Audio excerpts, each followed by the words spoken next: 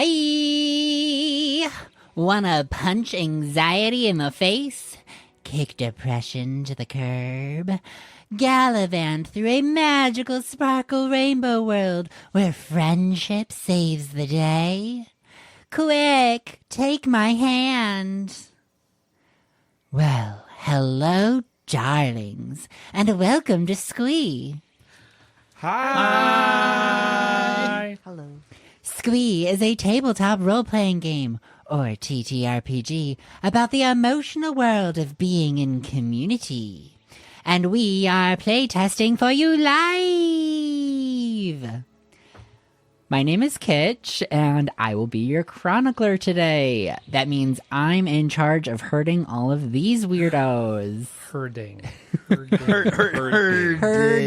Oh, I thought you said hurting as well. Emotionally, maybe. Anyways, let's meet the players today. First up, we have Greg. Hello, I'm Greg, and I'm playing RepairBot 057, typically shortened to Repot. Repot is a construction bot. Repot has recently fled a city where it caused an accident due to its failure to maintain itself, let's say, for now. And Repot is very interested in accessibility, in particular because Repot itself has some difficulties in actually moving around just because of the lack of maintenance. It can get wherever it wants, but usually pretty slowly. And Repot loves building. It's a construction bot. It just makes sense. Doug. Hi, I'm Doug. I'm going to be playing Trinket. Trinket is a very odd little creature.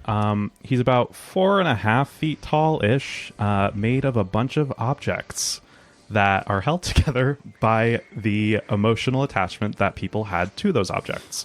He kind of uses that energy to hold himself together and kind of came into existence about 2 years ago. He's kind of trying to figure out why he came to be, and that's kind of what his journey is all about. And Dan. Hi, I'm Dan. I am playing Zipper. Zipper is a what would be described as a jellyfish girl. She is the local delivery person for the town of Tine. So imagine like a girl, but make her jellyfish like esque. So she's got like translucent skin. You can see her internal organs through her body because she's translucent. But she also wears roller derby attire because she's squishy and needs to be protected. So she has like roller skates on, elbow pads, a helmet. Her tentacles just like pour out of her helmet, like because she's a jellyfish. And yeah, she's zipping around all the time. Get it, Zipper? You get it. And last but not least, Hello. Ray. I'm Ray, and I play Dazzle Bright. That's Brite. Dazzle Bright is the owner of Supernova, only the best cafe in Tine. And no one else would say any differently, would they? Dazzle Bright is a Malabar giant squirrel, which if you don't know what they are, I really recommend you look it up. They are these beautiful, multicolored, rainbow-esque squirrels, and Dazzle has sparkles surrounding them at all times, and the sun always hits them at the exact right angle, because they are beautiful and they are the best. So, grab a snack, and maybe some tissues, and come be our neighbor, as we find joy in the journey and celebrate our authentic selves. Because life is hard, but we can have fun in the meantime. Cheese! All right, so we're going to have Ray read our previously on. Previously, on SQUEEEEE.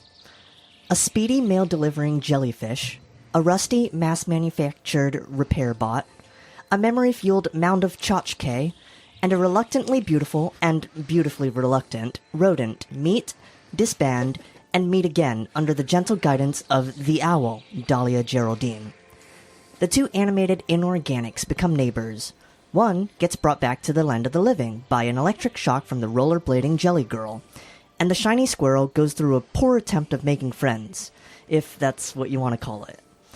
All four unlikely party members find themselves at Dahlia's workshop and are asked to go on a quest to retrieve an item from Harold, to help out the Meekums, a family of apple farmers who are having a hard time keeping up with business in Tine.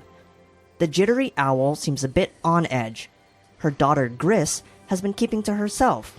Auntie Meekum is overwhelmed with her workload and one of her nephews is missing, but not long enough for anyone to worry. Other than that, though, it's a perfect day as any for a group of unintrepid, soon-to-be adventurers to set off to face a cloud of miasma with their beautiful but not fast horses, Cherry and Veronica. Gorgeous. So you have just left the junkyard after picking up some spare tires for your wagon, and you are starting to make your way down the road. Now, clarifying question. Yeah, go does for it. our wagon have tires or wheels? Wheels? It's Okay. super important that I just y'all. want Yeah. Well, I want to make sure. Do we have like rubber tires? Because that'd be hilarious. Yes, you have rubber tires because you picked them up at the junkyard. It makes the wagon roll more smoothly. And also allows us to have a flat tire, which is super great for a story. Well, But- Repot said he grabbed two more, or it grabbed two more yes, from the so we junkyard. have 2 spare tires. On the 4-wheeled, we did say that it was 4-wheeled, covered wagon. So we are taking off down the road, and it's it's still the same day, really, isn't it? We haven't slept. We just have been going, ready to get out on the road on this beautiful adventure that is going to go perfectly smooth and there will be no issues whatsoever. Nope. And that's it. That's the adventure. Goodbye, everyone. Nice. No. See you next week. So, yes. So, as the cart takes off down the road, you hear the light flapping or plapping, I think would be the more appropriate term, Plap, plap. of frog feet running behind the wagon. Dazzle, as you turn around, you see Groke running after the cart, waving the letter that you wrote them, not saying goodbye in person, and holding a beverage in the other hand. As this is happening, how do you all respond?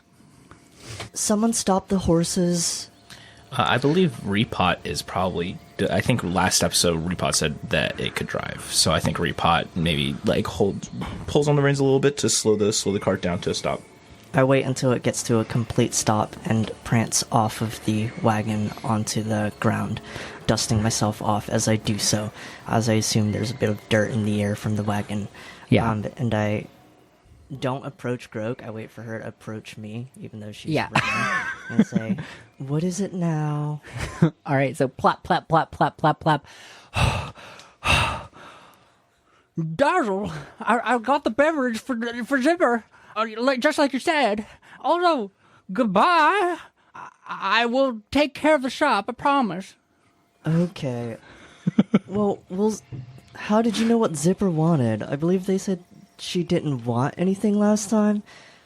Well, what she told me. I just gave her a classic glass of water. I figured that would be a good option if she hadn't ordered anything. Yeah, that is good. Hold up. Here, let me take this. And I hold it and I say, "Do you mind prestidigitating it? I believe they like salt water." And so she stands back or holds the glass at arm's length and puts her other hands to her temple, and she concentrates really, really hard as you see the water start to cloud just ever so slightly. It's like a very, very, very subtle shift, as if no magic has been cast at all. And then she holds the glass of water, now salted, up to the carriage. For you, miss. Oh, thank you. What is it? It is just the finest glass of salt water. Oh, what kind of salt did you use? This is exquisite, by the way. It tastes delicious. Sea salt. Oh, that would make sense. Yeah, table salt doesn't work quite well for like a good salted water. I only hire the best of the best. Okay. Well, that will be all. I'll take good care of the store, Dazzle. Thank you, Groke. Have a good one. Goodbye, everybody. All Goodbye. Bye. It was nice to meet you in this one moment. And she turns around and plep, plep, plep, plep, plep, back down off the road towards Supernova. I think Repot starts the cart back up again. Your friend is very devoted, Dazzle. They all are. They work under me, of course. Oh, fair enough. Is that why? Mm-hmm. Oh, okay. Lot of rules. Yeah. Seems like at that place. Well, if you want to be the best, you've got to put in the work. Oh, fair enough. I guess I could take a page out of your book in that sense. Yeah, you could probably take more than one. Well, I'll start taking notes. All right. So it's about this time that you start rolling past Charles' garage. This is just a little bit separated from the junkyard, so you haven't made it very far quite yet. And you pick up this tune on the wind. Just a little faint at first. Sound of the electric guitar.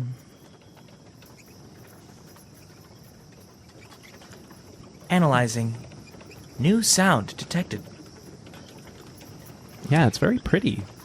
And Trinket's going to start humming along with it with the harmonica that he has and just kind of going along with the tune. And the cart continues to roll down the road. The sound of the guitar fading off in the distance. Trinket jumps off the cart. Okay, whoa. I want to go see where that's coming from. I've never heard anything like it. Trinket, being very curious about everything that's new around him, wants to go and see where that is coming from, and he Okay. starts going off in that direction. Do you think they sell cassettes? Okay, well, I'll come with. Now that everybody has jumped off of the cart, Repot brings it to a halt, perhaps a little belatedly, because I don't think Repot is intending to go anywhere without them. I don't know if Repot is. I think Repot might, watch them until they're out of sight, and if they go out of sight, then Repot will basically reluctantly start following. Because it is kind of difficult to... it's forest. It can make its way through it, but it'll take a little bit of time. So I think it starts following out after a short period, after it basically decides it's not going to wait for them to come back. But Repot is basically bringing up the rear, I guess. Yeah. It's going to take its time. So, Trinket, as you are making your way towards Charles' garage, which is the source of the sound, it does start to get a little bit louder. I continue to play my harmonica as I approach. Zipper is probably doing circles around the building at this point. As she waits.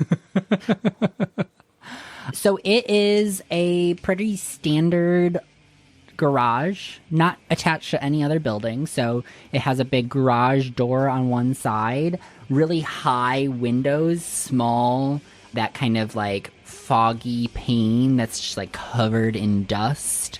All closed. Just a couple of them, maybe 3 along the top on the right side if you're facing the garage door. And yeah, you hear now what sounds to be a full band.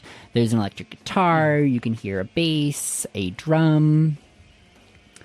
Sounds like somebody's having band practice. Okay, and you said the garage door is closed? The garage door is closed, yes. I knock on it very gently. All right, so you knock on the door, the metal rattles beneath your hand, but the music continues uninterrupted. You got it? Does anyone...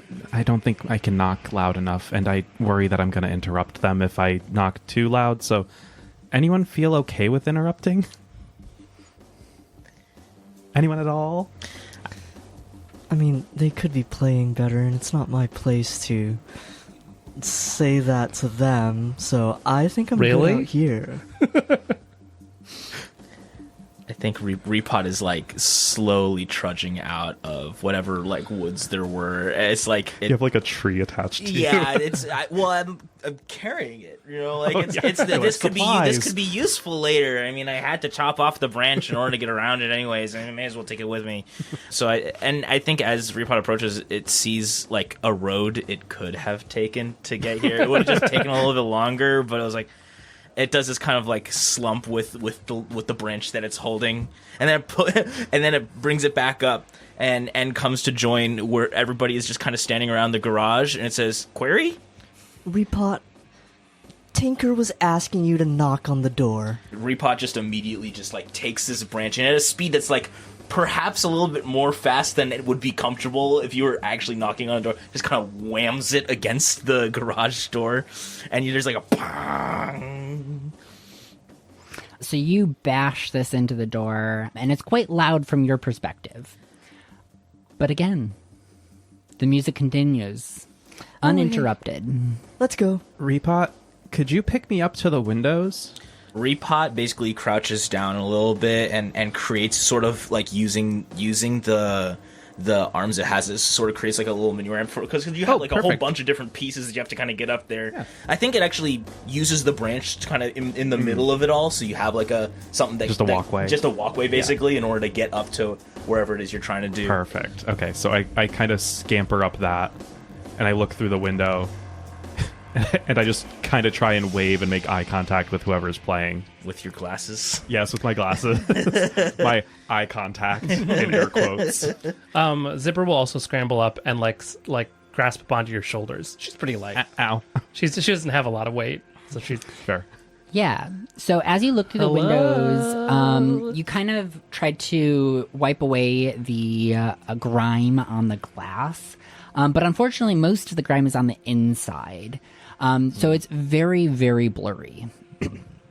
You can see a couple figures moving around inside the garage. You get a couple flashes of color, a lot of black and red.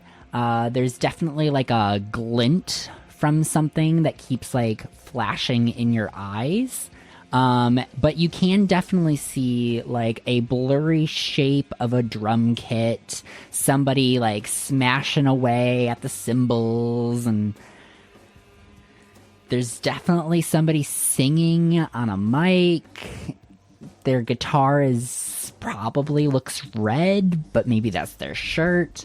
It's all very blurry. It's still too hard to see.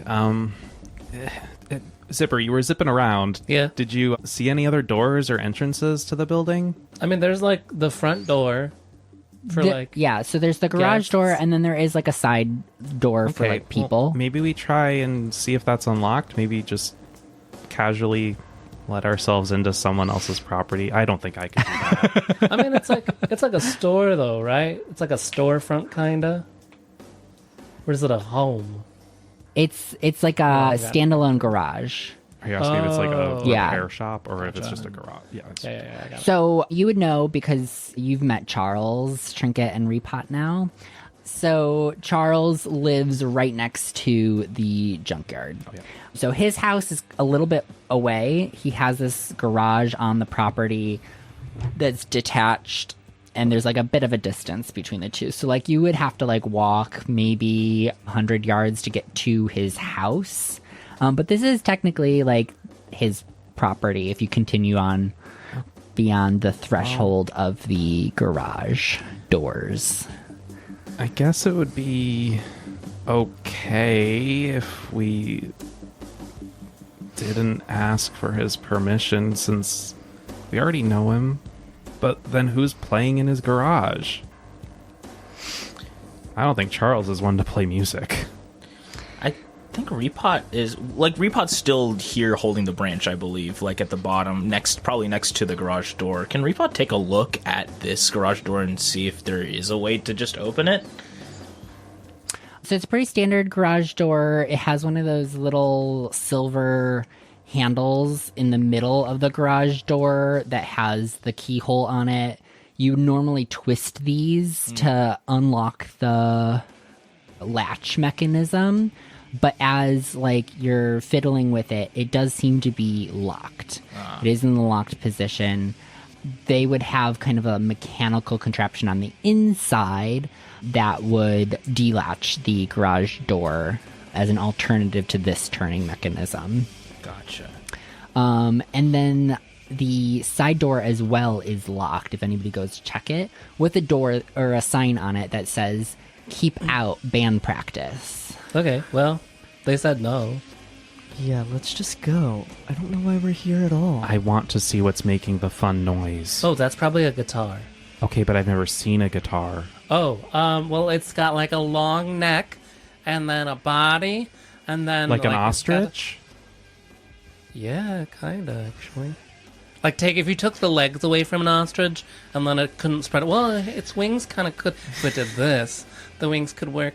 So like if you stretched out an ostrich and took its legs away and put strings on it, it's kind of like That sounds horrific. But it's made out of wood Then how's it like an ostrich? because it's shaped like an ostrich. It's got a long neck and a head. That's kind of bird shaped, actually. Okay. I think as this explanation is happening, Repot literally just pulls out some cord and string that it has and just like stretches it between, like, basically using the branch essentially, like just as a physical demonstration, just affixes some of the strings to the branch and just starts plucking at it as an example. Okay. Gotcha. So it's like a string instrument? Yeah. Okay. Repot's putting down a sick beat now. Exactly. And I think with another leg, it's gonna bang on the garage door to make like a beat. Rival band practice. Start playing the harmonica loud. Exactly. So one way to get their attention is just play different music out of tempo from them and really mess with them a little bit, so they have to stop.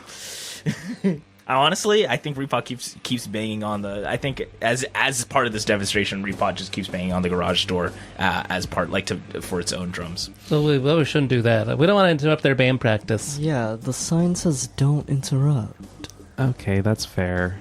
I just was interested, but I guess if no one else is, You we can. asked if it was a string instrument, so you know other string instruments? Well, yeah, there's violins. They play them at the amphitheater. Oh yeah. Yeah. Well, violin but bigger, and you play it like this. And less You ostrich. strum it as opposed to do. Oh, Repot does a killer solo Yes, with the string. with the string that's With the attached one to- string. With the one, yeah. It's not exactly a really resonant branch or anything. It's just No. It's like the sound of a string strapped across something. maybe and it's Repot just has kinda- like a microphone and can artificially amplify it through speakers that are on its body. That's interesting. I think I like that. Repot definitely has a microphone, right? I think maybe it just does that. It's just like it simulates its own amp. All right, should we go? yeah, Let's I probably guess go, that's right? fine. I'll just come back and see them later, I guess. Yeah, you do live like I think I can see your house, like the little tippy top of That's your true. house. That's true. I think Repot chooses to take the road instead of going right through the forest this time, and it may, it'll go a little bit further out, but it's like so much easier. Zipper takes the woods. She's got her all-terrain wheels on, so she's good. Come back and the horses are gone. All right, so you leave the garage, this mystery looming in the back of your mind, and make your way back to the wagon. Not really a mystery. It's a band practice. Who's in the band? Trinket wants to know. Charles definitely won. Um, I don't know about that. Last time we saw Charles, he was taking a nap. and you all load back up into the wagon.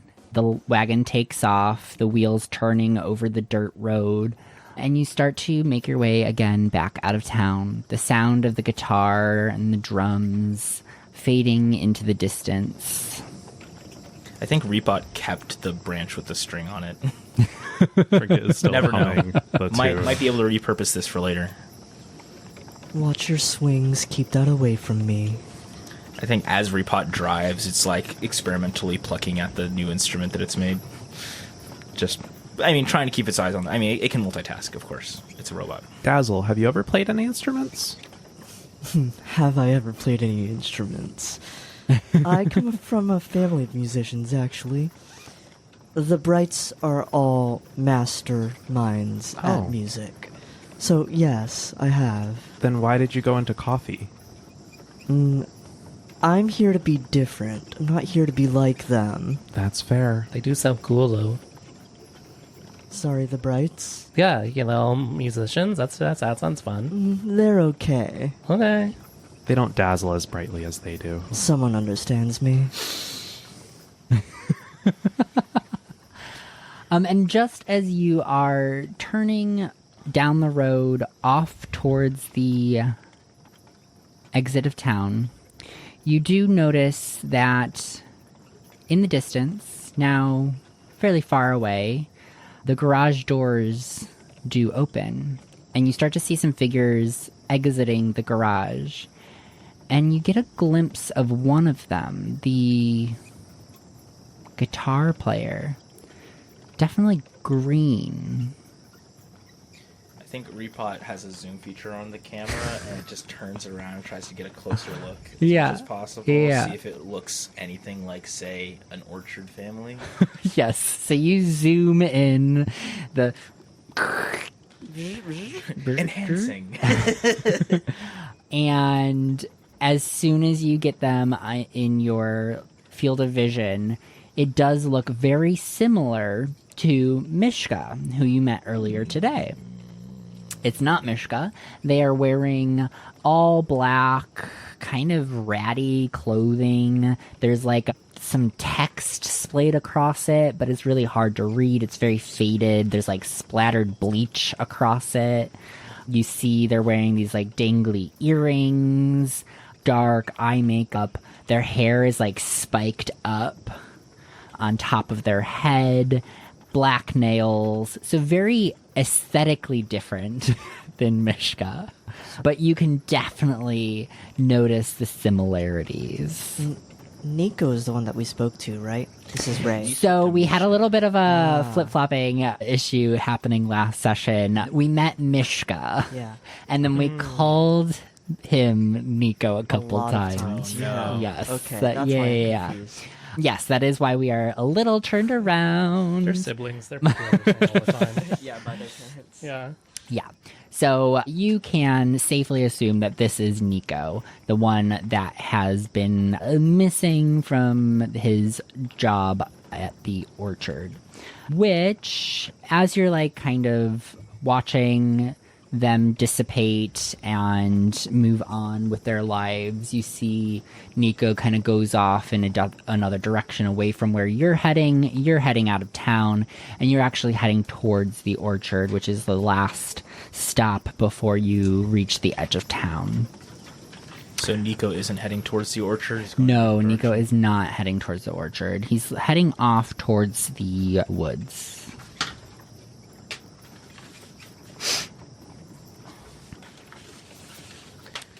And so he disappears eventually from your field of vision as your wagon continues on down the road. Eventually, you see the orchard on your left.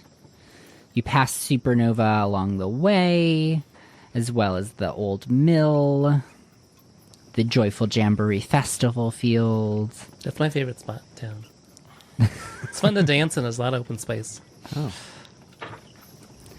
Never been. Should probably go. You should go. It's a great time.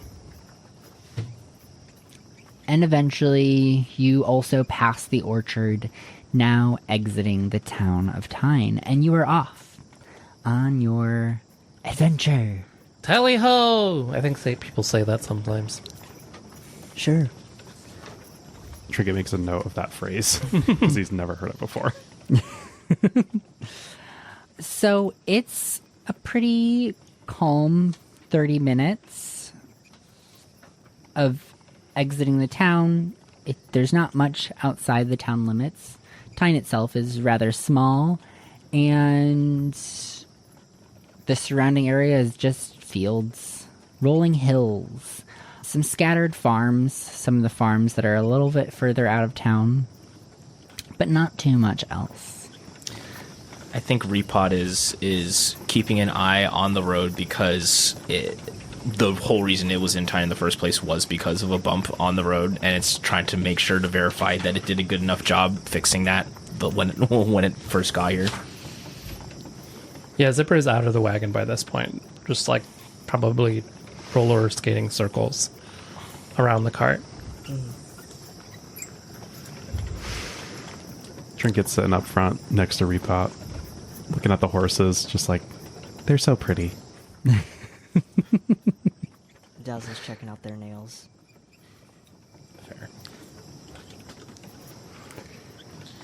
And the sound of cicadas in the, I think we said it was July, or at least we established it was midsummer. The sound of cicadas starts to swell in the countryside as you are making your way first towards Chorus. That would be the first stop on this trip. Got my letter to the person in chorus. Who's Yes. then going to give us the thing? Have you ever Yes. been to Chorus, Zipper? Yeah, a couple of times. That's fine. Just just passing by and I'll deliver things. What's like kind of the thing that they do in that town? I've just never been. That's an excellent question, DM. Or chronicler. Chronicler. What's the thing they do in Chorus? Yeah, what is Chorus known for? Anything in particular? According to Dahlia, it's known for a cord that they make. Oh, okay. There's a place there that makes a cord. No, I mean it's not really known for anything. It's just another small town. So I have free reign. Got it. Yeah. All right. Well, yeah. Well, in Chorus, they have like half of the town is like a manufacturing side, which is I'm assuming where we're gonna get the cord that we need for Dahlia from. The other side is mostly restaurants. Oh. They're big on food. Oh. So people work and then they get food, and That then they makes work and sense. get All food. the farmland, Yeah. probably pretty plentiful. Very like farm to table sort of vibe. Yeah. If I could eat, I would probably enjoy that. You've never eaten before? No, Have I don't you have tried? a. Have you seen that I don't have a mouth? But I mean, How are you talking? Wait. oh, I just kind of, I don't know. Somehow sound comes out of me. Oh. It's just always happened. Could you like form a mouth? Could you like? Well, my harmonica I kind of leave in that spot just to give someone to look at something. Well, Kinda like the they look glasses. like teeth, kind of, in a weird way. Yeah, I can't really smile though. It's more of a Yep. you okay. see it. Yep. You know.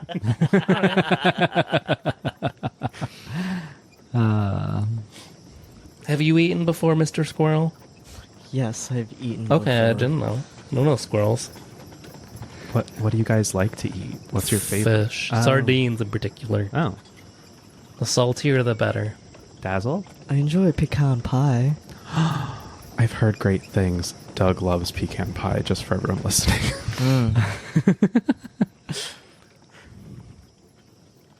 I mean, Repot has no opinion on food. Repot is staying out of it. Repot is just like silent for this whole thing. It Repot's has like- nothing to contribute. No idea, man. Do you have a mouth? Repot has a speaker, and it just kind of like plays back like one of the recordings it made of the guitar that it had been playing earlier, and that's literally all it does. Oh, so no, got it. But still really cool to be able to I mean, do. yeah. Do you have a mouth? Yeah. Just a guitar I'll solo. take that as a no. It's about this time when you start to notice a strange sound coming from beneath the wagon. It's almost like a wet kind of slapping noise. Dazzle, did your Clap, frog clap, clap, friend? clap. Yeah, did your frog friend stow away? I think as soon as Repot hears this, I think Repot is probably the most attuned to the actual state of the vehicle and is like always listening for different sounds, especially to hear if it's like, are we going over a rough patch of road or whatever. Like Repot's been paying attention basically to the sounds of the vehicle. I think Repot hears this and brings the vehicle to a halt and just to do proper maintenance on the vehicle. It's important that this thing doesn't fall apart, and it goes to check out underneath the vehicle to see if there's something that it needs to take care of. What happened? Yeah, what's going on, Repot? Damage report. And then Repot goes and checks underneath the wagon and see what there is. Yeah. So as soon as Repot, you don't jump, rolls off the end of the Fair. right. You don't jump. I mean, I you have can jump, appendages, but yeah. when it requires like I have to basically charge up the jump and make sure that everything's angled at the appropriate place and won't like accidentally bend. Calculate. A whole 2%. Yeah, I have to calculate my jumps. You gotta right? calculate It's your way jumps, easier yeah, just yeah. shove myself off with one of my Yeah. arms. I just kind of shove myself off and catch myself if I can, because I'm really good at catching myself. I'm really good at freezing my limbs, but like directly moving them all in the same direction at the same time is perhaps something that requires a little more effort to do. I have that problem sometimes. Yeah.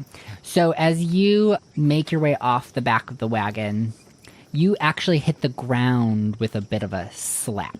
Oh. As the ground kind of sticks beneath you. And you start to move your appendages, and it feels like you're kind of pulling away from the ground, like it's kind of tacky. I think Repot says entering zone. It's sticky. To kind of let the other people know that there's some kind of it is basically just like hazard identified, and kind of begins to it take I think a close look at the wheels to see like how the wheels like maybe are you know dealing with the stickiness of this road. And it is, able to move around. I'm sure it's like strong enough, but it is kind of noticing a drag on it as it tries to kind of Exactly. maneuver, Yeah. And that's all it is. You can kind of see as you pull away, there's like those strands of like a sticky residue kind of pulling away. And as you inspect the wheels, you do notice that there is a little bit of buildup. Just like a residue that is just coating the wheels ever so slightly. You see a couple of those strands of this sticky substance kind of pulled from the wheel to the ground. I think Repot does it starts trying to run an analysis on what kind of substance this is, and then most specifically it's trying to figure out, is this like, where does this end on the road? Like, is this just like a puddle, or is this something that we're gonna have to deal with for like a good amount of time? If we just can't we just go forward and have it stop, or is there more of it kind of ahead of us that we're gonna have to deal with? Yeah. So as you're all sitting here in this moment, you just kind of get this wave of jitter kind of flow over you. Like your heart starts to kind of pound a little harder.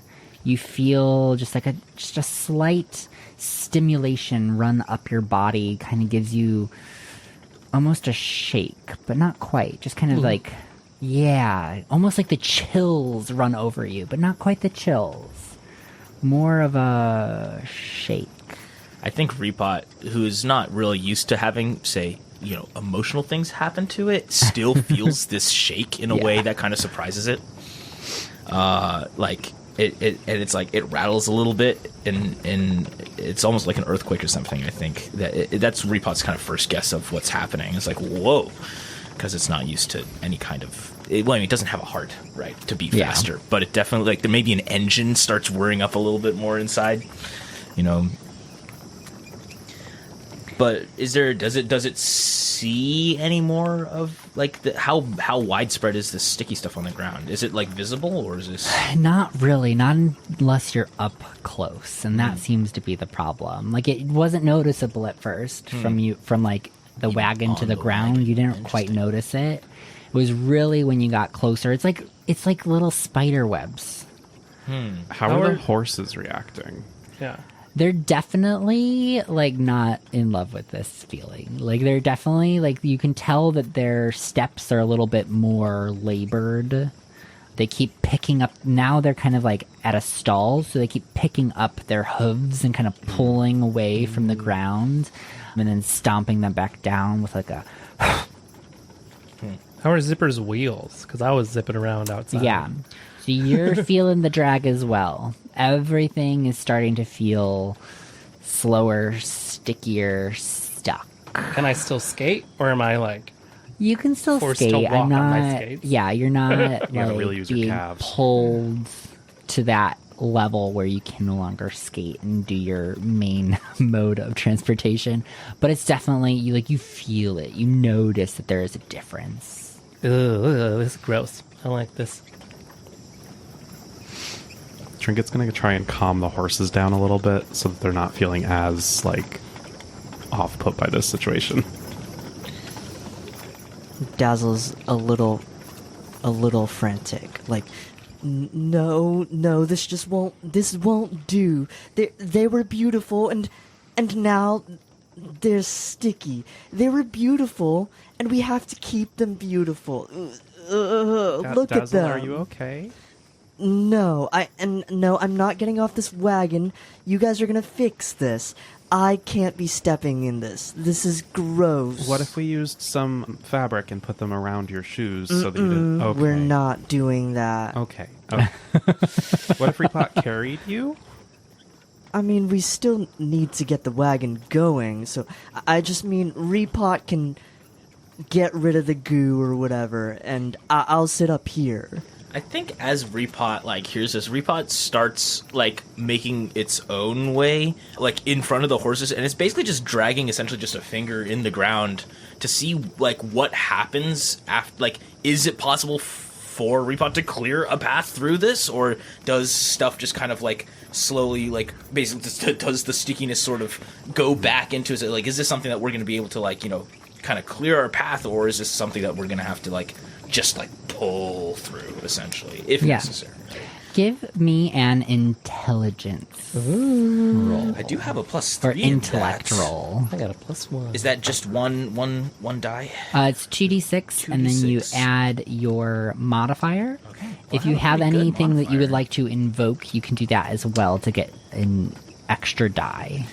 Well, I do have an aspect called testing hypothesis, which I believe this is an experiment that Yeah. Repot is doing. I think that would count. Yeah. Okay. So you can roll 3d6 and take the higher 2 dice. All right, try this. Oh, higher 2 was 10, then +3, so 13. 13. So that is just a regular success. So yeah, you are able to really take your time and understand how this is working. And there's a couple things that you're going to start to notice. One, no matter how much you kind of try to scrape at the ground, you are moving things, dirt is being moved, grass and leaves and detritus are all being moved. But it doesn't seem to be clearing away the stickiness. It's almost as if the stickiness is coming out of the pores of the ground itself.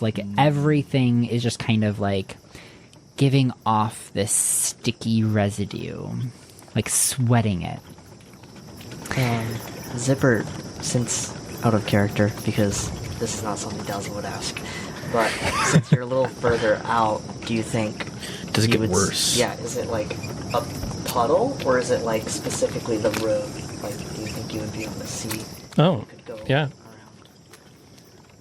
Yeah, so Zipper, you can kind of continue down the road a little bit more, do a little bit of off-roading as well, Investigation. and investigate.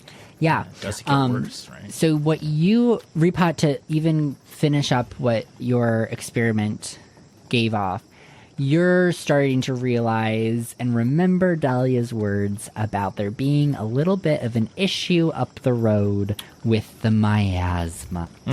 And that jittery feeling just continues to kind of gloss over you in waves. And you're starting to realize, oh, we are at a miasma event. Something is at play here within the collective consciousness of the world. I think Repot says, status report, miasma. I think that's just the way it communicates what it believes is happening. Question. Yes. How common are these? And would it be reasonable for us to have experienced a miasma effect before? Yeah, so miasma is pretty normal in this world. It usually presents itself in pretty mundane ways and usually dissipates pretty quickly.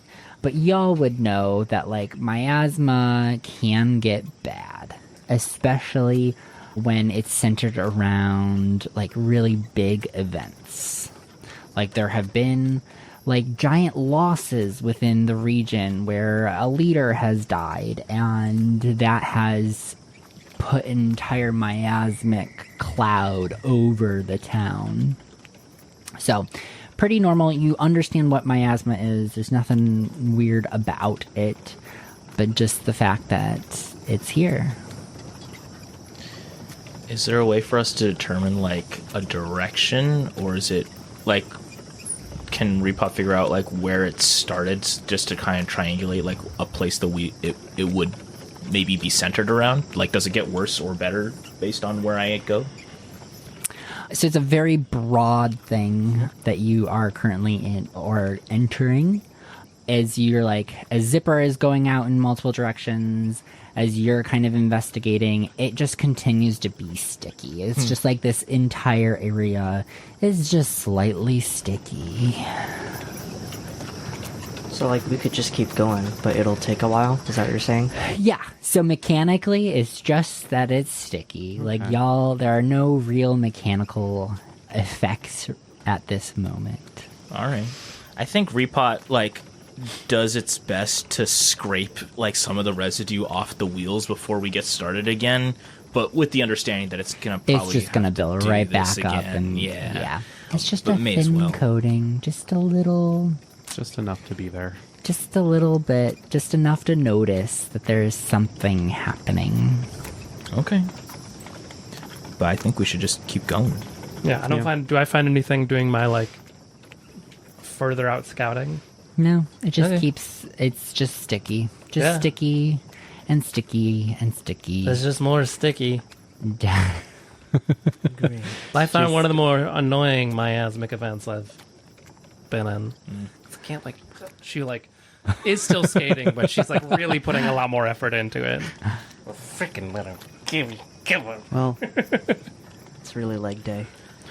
Yeah. Repot like just points at the cart, just suggests like just like basically just trying to say, just hop on. Like No, I'm good. I'm still faster than the cart. for now. We'll see if the miasma, I almost said the asthma, miasma gets worse. Okay. And as you continue down the road, Trinket's worry comes to pass. As you start to notice the horses struggling more and more the further on down the road that you go. They're now kind of huffing. You can hear their breath is quite labored as they lift their hooves and they snap back down to the ground. The pace of the wagon slows, and eventually it comes to a stall. I don't think the horses like this, you guys. They're not doing too good. That wave of emotion starts to hit you more frequently and with greater amplitude. Well, we're definitely headed towards the center of this thing. I need someone to fix this end now. Your heart is starting to race. Well, we can't fix it from here. I think we gotta go. You that feel a way. lump in your throat. I think we're going to have to figure this one out, gang, or at least try and help whoever might already be there. Oh, I think I left my wallet at home. Repot, do you mind carrying me back? That's like 3 hours. Repot doesn't even bother responding. No, actually, no. Repot says negative. All right. I guess we go by foot. I mean, you can kind of walk, and she's walking on her skates at this point. Right. But basically, it doesn't seem like the cart is going to go any further. I think Repot takes a close look and sees that like a bunch of residue has probably built up on the wheel. Like this is not something that is going to be able to be like fixed until like it's not sticky. Not feels easily, like. no. Not easy. It would take like a couple hours. I'd have to like build a road of my own, basically, to even get the cart really going at any kind of respectable speed that would be faster than walking. So we may as well just walk. But if it's seeping out of the ground, it would just seep up into your road as well. Yeah. Yeah. All right, potato chips. Let's go. I'm... You gonna wait here? Someone's got to carry me. Well, I can't. I'm physically not able. I'm 4'5". Repot does a little you can see the torso come down a little bit in a sort of simulation of a sigh, and then it stretches out a hand and just and basically it offers basically a way you could basically ride this. Basically, you can ride the robot, but fair warning, and I don't think Repot is going to tell you this, but this is not going to be a smooth ride. Yeah, this is not good. This is going to be incredibly unpleasant, in particular because it's when Repot moves, it's not like a spider kind of casually walking across. It has to bang on the limbs in order to get them into the right position, and then it'll switch halfway through, going in one direction as one of its limbs sort of locks up, and it's a little bit more like rodeo than really being carried. So I think Repot maybe doesn't even tell you this just because this is something you're gonna have to learn. But that's how Repot moves. So if you want to ride Repot, if you don't hold on, you will get dumped into the sticky stuff, and it'll be even less pleasant than if you were to just walk. Is the sticky stuff just on the ground, or is it every... Yeah, It's on just the trees. ground. Okay. Yeah. Okay. Mr. Squirrel. Oh. Oh. Repot. There's carries not you a over to ton of tree. trees, though. Oh, okay. Okay. Gotcha. I thought we might have done The a forest. environment Darn. until you reach the forest Okay. up towards Legato Lake. On the other side of Legato Lake is where the forest is. Okay. This entire yeah. region is hills. Gotcha. Okay. Well, These are rolling hills. So there's a couple scattered trees, but it's not a forest. gotcha. Tinker, do you have any blankets? It's Trinket. That's what I said. But I think we have some in the back of the wagon. Okay, chop chop. Okay. What are you gonna do with them? Oh, Tinker's gonna lay one down. I'm It's gonna step Trinket. on it. They're gonna put another in front of it, and then we'll just go like that. Won't well, that make the blankets all stick? We need those Yeah, we for need when those. you guys need to sleep. yeah, I would like a blanket not to be sticky when I sleep with Well, it. the robots don't need to sleep. Do You they? can use your own blanket. That's why we only have 2 my blankets. blanket. Yeah, that one's That's mine. funny. That's one I was using. It's okay. Yeah, but these two, they don't sleep, do they? Yeah, but we only brought 2 blankets because we only needed 2 blankets. What? Okay. We were gonna bring extra blankets. I'll sit on Rust Bucket, and I'll hold on really tight. Okay, well, Trinket, do you want to go look ahead? We can scout ahead since they're gonna take This a will while. take some Yeah, time. that sounds fine. Okay. This will take some time. Now you are entering the challenge. There we go. Remember when we spent an hour getting a wagon? Oh yeah. Throwback. And I was like, y'all, it's a wagon. It's a wagon.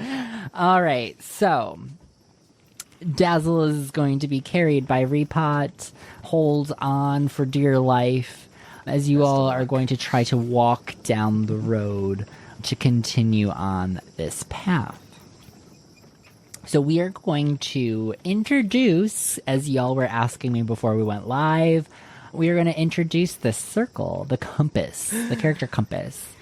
So, the character compass is a map. It's like a little system for how we handle dysregulation in this game. And so it goes from chaos, which is the bottom of the compass, up through the sun and the moon into eclipse, which is balanced. So we're going to play around with this. We're going to play test this a little bit and feel it out. But I'm going to want everybody to place their ring on chaos. We're chaotic. So we are entering the thick of it. We are entering the miasma, and the miasma is plunging us into chaos. It is forcing us to experience the emotion of the miasma itself. Oh, one thing. Yes. I'm gonna give Repot a rapport. Oh, there we go. There you go. For carrying you. Fair enough. So, everybody is going to be in chaos, which there's a couple important notes for when you are in chaos. One, you will only have access to your aspects that are related to your form, your characteristics, and your archetype. You do not have access to your aspects related to your vibes, inner or outer. I have access to your compulsions. So, those can be used to make you all roll with disadvantage if they pertain to the story. I understand now. Rude. Yes. Rude. So, the goal of the compass is to eventually attempt to get yourself out of chaos into either your sun or your moon. Moon being your inner shadow self, sun being your outer light self, if you want to think about those two concepts.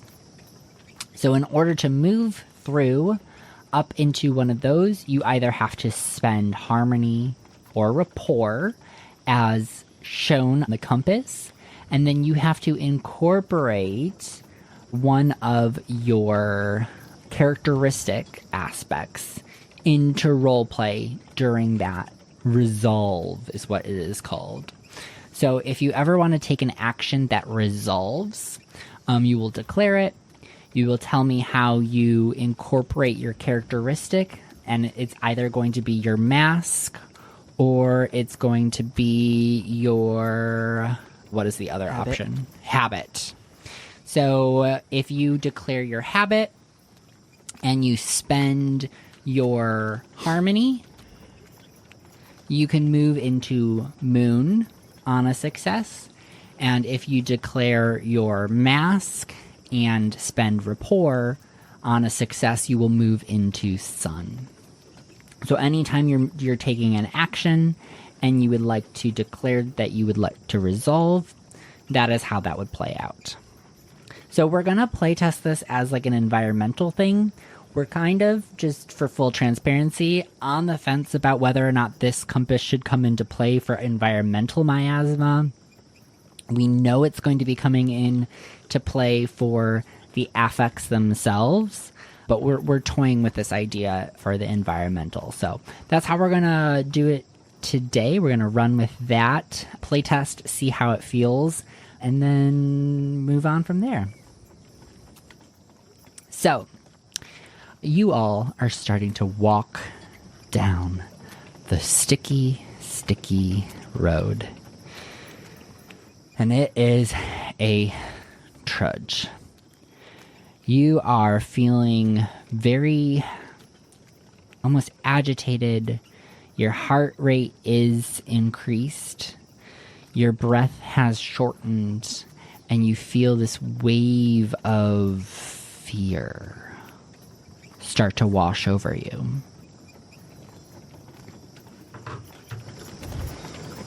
Trinket starts rattling like the Tin Man. Yeah, Zipper's trying to skate, but not doing so, and she seems frustrated. She's like, "Well, can I?" Yeah. She's every time she skates, she just goes boop.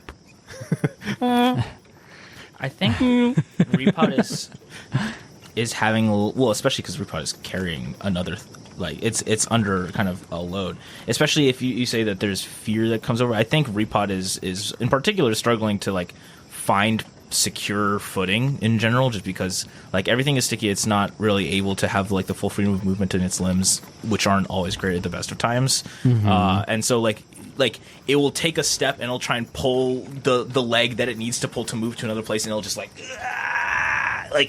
it especially because of not always having full range of motion, it kind of struggles. It's moving. I mean, it's been moving slowly, but it's moving a lot slower now. But also it's having a tough time figuring out where to put its feet down in such a way where it won't just kind of get completely buried in sludge, right? Especially if the sludge has been getting worse and worse and worse. In my head, I imagine that it's getting deeper, right? Yeah. Like the places where it is safe even to step are getting fewer and further between.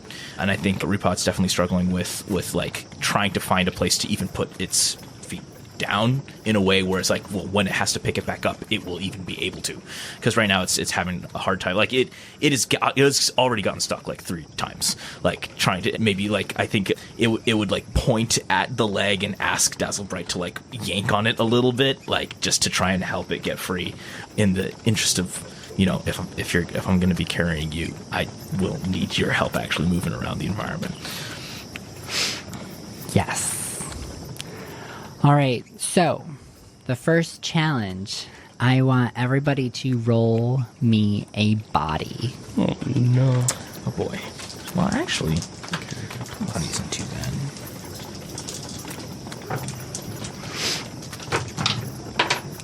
Seven plus 2, 9.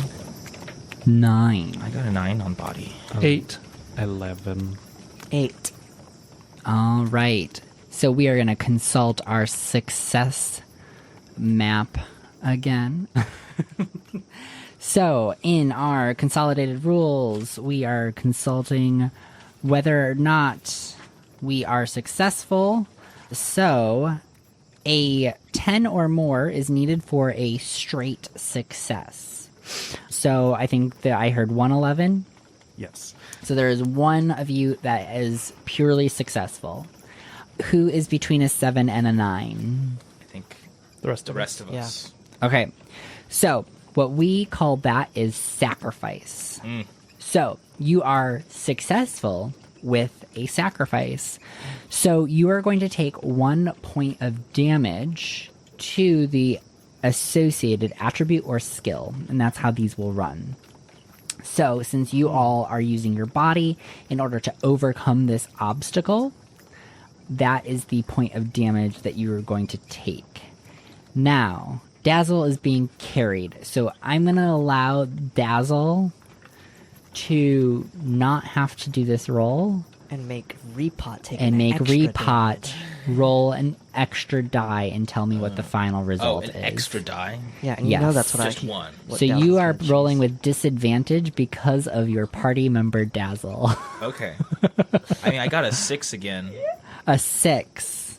All right. So 6 is a full-on failure. No, but 6 That- 6 was the dice roll. So Oh, the dice roll. Yeah. Okay, not total. Okay, No. so you are perfectly fine. Yeah. It is just a sacrifice, and you are just going to take 1 point of body damage. I think what happens is, I think the obvious happens is that all the sludge is getting into the joints of Repot's limbs. I think that's just an expected thing of now that I'm not on the cart anymore. I actually have to have weight on, like the limbs just simply sink deeper into the ground, and so a lot of that sticky stuff, I could use some lubricant, basically. There's stuff that even the stuff that I'm used to not properly moving is like almost like rusted shut in some places, and like I'm having to like basically not use certain limbs anymore just because I can't. They don't bend, and so Repot is that's the damage that has happened to Repot's body. It's just kind of clogged up with the sticky stuff. and does that mean that we move our little paper clips down one? Yes. Yep. So this is why you want to track your starting attributes and abilities, because you'll only ever be able to heal up to your starter, but you'll take damage. And so what this encompasses is kind of your overall health and exhaustion. And that is for all attributes and abilities. So you can become physically exhausted, intellectually, personally, or socially. And then when it comes to the emotional attributes of heart, voice, and mind, those can become depleted as well. If you ever reach 0, you gain a status, and you can no longer use that ability or attribute until you heal or recover. So, important to keep in mind, all of this is pulled together as like a holistic measure of your ability to continue doing things with that thing, you know? So yeah, everybody move down, and so it will reduce your modifier and bring you closer to that status. All right. So that was challenge number 1. Stickiness. Sticky. Sure. And as you all continue on down the road, you start to notice that it becomes slightly easier to walk again. And as you continue further, it becomes more so, and more so, and more so, until eventually the road feels again normal. Path complete. You have exited the cloud of miasma that was over that area. And so that's kind of how those environmental challenges will happen. This was a very straightforward one. The ground was sticky for a little bit. You all made it. What about the horses? Yeah. And, well, you left the wagon. Did you bring the horses? No, we specifically left the horses because they couldn't lift their feet. Yeah. So you left the horses in the wagon on the side of the road. We can't do that. They're gonna starve to death out there. No, Tim said nobody dies in time. Not even the horses. But we will resolve that later, I guess. I don't know. Y'all are making decisions. Wait, what are we supposed Do our like wheels or gears or whatnot? Do those all clear up on their own? Yes. So like the miasma, Yeah. the strength of the miasma, even if we've picked it up per se, Yeah. also weakens. Yes. So it's just like an area effect. And you have exited that cloud of miasma. Okay. If you put Dazzle down and you can wait here. Thank you. You don't mind the dirt? Is that okay? Is the dirt okay? Sorry. It's better than the That was goo. aggressive. Do you think the 3 of us could go back and try and pull the horses through? I'm gonna go back through that. For the horses? To help those horses, Okay, I would do yeah. anything. You're right, Cherry and Veronica, my beloved. You're beloved, but you won't go help. Okay, it's fine. I think Repot. Do you have something to say, Tinker? It's Trinket, and that's all I'll say. That's what I said. I don't know if Repot does want to go back through that. Repot's limbs are already just like. I think Repot might spend a little bit of time just trying to dig out some of the gunk from the joints where it's got. I don't know if Repot's going to be heading back. All right, well, Zipper, ready for an adventure? Yeah, I guess. Okay, oh, hold on. Zipper is going to, like, sit down on the ground and lock up her wheels so she could just walk instead of try and skate, which hopefully will help. Repot sees this and realizes, like, yeah, Repot isn't going to go back, but it can definitely give you all, like, better ways through this, right? I think Repot is because Repot's been like analyzing like the way that you know it's been making its way through this experience, and the legs when they aren't submerged up to the joint have been a pretty good way of getting through the stickiness, right? Like the kind of having it be just like one long poking kind of thing. That actually does make it a little bit easier to get through as opposed to wheels. Wheels kind of have a lot of crevices and stuff that can lock up and things. I think Repot basically kind of sees your shoes and sees you lock it and it gives Repot an idea. It's like, well, why do you need the wheels anyway? Right, and I think it starts fashioning maybe some kind of like sort of like stilts, basically that can kind of be attached to the bottom of your shoes to make it basically so you just like rise above all the sludge in a way that makes it perhaps a little bit easier for you to get around. It turns your roller skates into platforms. Maybe not platforms. I imagine it kind of sharpening to a little bit more of a point than a platform.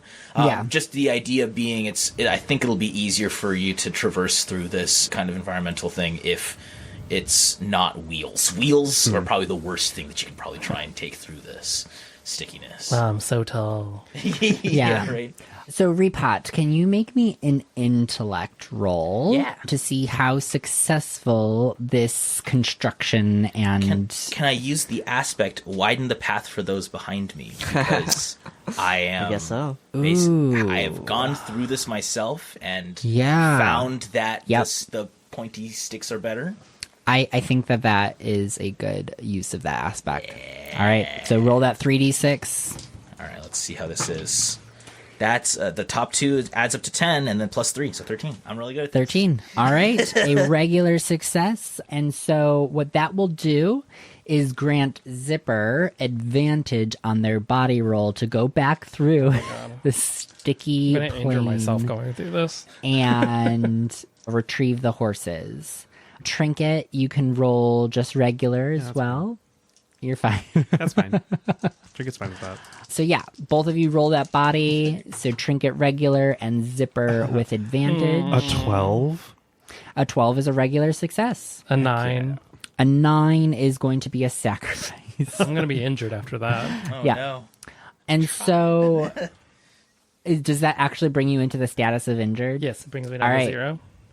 So, because it's sacrifice, you are still successful with this endeavor. So you go trudging back through this sticky plane of existence.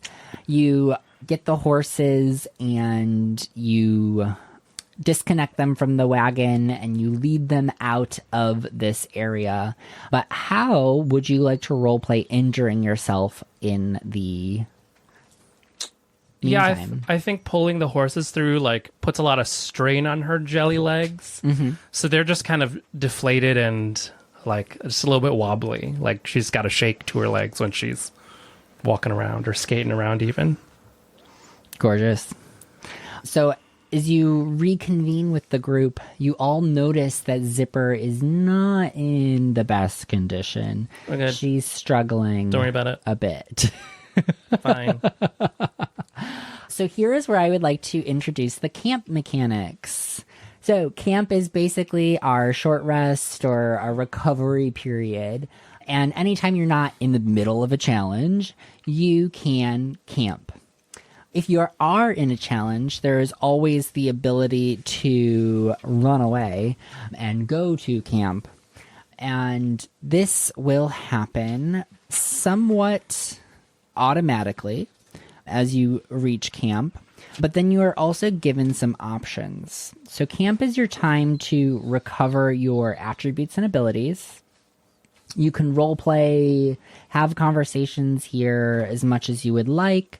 You could even attempt to heal each other if there are certain ailments that you are struggling with that aren't fully recovered through the base recovery mechanics.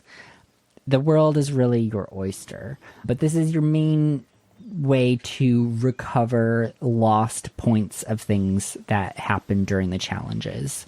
So if you've spent rapport and you've spent harmony, you can roleplay scenes in order to get those back. And then also you can recover your attributes and abilities.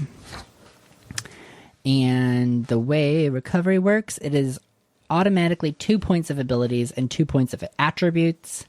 Anything beyond that will require additional rolls. That's kind of where healing comes into play. And healing is a risk. Like, you can attempt and fail at healing, and it will work the same way as any other action in this game, where there's sacrifice and failure, and which will deplete points as well. So if, say, I have been sitting on the ground and, like, just chipping away at all the residue that's on my joints, is that just the action I would take is I'm trying to heal my body? If that's how you would like to roll it, mechanically, the stickiness ends when you exited that challenge, so, like, that's really just role play. But you can So would my declare body that you're just- trying to heal. Yeah, well, like, if I'm trying to get my body back up to what it was. Yeah. Yes.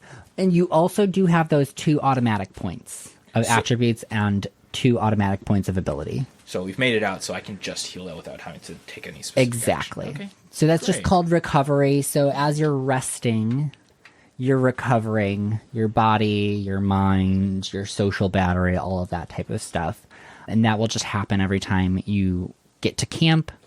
And then beyond that is when we start to talk about the healing mechanics. Right. Well, then, yeah, for roleplay, that's the reason that Repot even didn't go back for the horses, was specifically to do this, was to just get the stuff out of its joints. So are you saying we're camping right now? Or was that? You are given an opportunity to camp right now, and I was introducing the mechanics so that you understand how they work. Okay. I say we camp. Yeah. My legs are a little wobbly. Jelly legs but over I'm fine. here. I'm fine. Don't worry about it. I'm okay. Zipper literally can't roll for body right now. I just need to like sit down for a little bit. We'll be all right. Cool. And yeah, actually, all I took was 2 points. So okay. Fair enough. And I actually want to give Trinket a harmony point for going back and getting the horses, because that made him feel good. Going into helping protect Nice. someone. Nice. I will too. There you Yeah. go. Yeah. Nice. Earned it. I helped.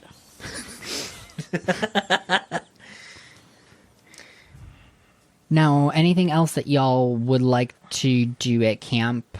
Any discussions that you would like to have? How are your legs doing, Zipper? They'll get there. I think I just need to let them rest for a little bit. She Okay. like taps them a little bit, and they start to like re-expand. It's like she's like adjusting the levels of jelly in her body to refill her legs. Squishing her arms. Yeah, Did you finish that salt water? I did. Yeah, I think it helped a little bit. Would regular water help at all? I mean, staying hydrated is good for everybody. Well, maybe not for you. I don't. Well, Do you drink water? I don't. no.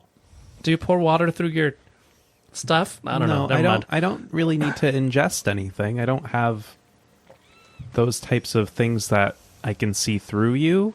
The squishier bits Oh, on the the inside. organs? Yeah, those. I don't have that's those. fair. But yeah, well, it's fine. It's fine. It'll be fine. It'll be fine. It'll be fine. I got water. We're good. Okay. I think Repot is interested in how the attachments for your rollerblades worked. I think Repot maybe asks like query assistance or maybe not even just assistance, but like query assistance and it points at this kind of the stick because it seems like you hurt yourself anyway. From Repot's perspective, it didn't work, right? You still hurt yourself trying to get these horses out. But it is kind of like trying to understand maybe if it could have done something better to kind of to make it easier, basically. I would say they were helpful if my legs weren't so jelly. So helpful for somebody else. Like I understand, like but just like jelly legs. Probably shouldn't have gone back in if I'm being honest, but we're here, we did it. I think Repot hears that and starts thinking about like, okay, so maybe you need some kind of like either a brace or something, or the jelly legs is not necessarily like a problem per se, but like especially for like carrying or like lifting stuff, like it's used to the stick legs because it has like hydraulic limbs and stuff, but it's maybe beginning to understand that like that's not necessarily true for your body in particular. It's like the controlling something that's long and sticky might not be as easy to do without some specific support. But I think that's what Repot is thinking at this camp, is trying to understand like, hey, my thing didn't help as much as I hoped it would. So Beautiful. And with our hearts full and our friends by our side, the scene drifts off into an afternoon of troubleshooting our past mistakes. Friends. And we too will drift off for a short intermission. In our absence, please take care of yourselves.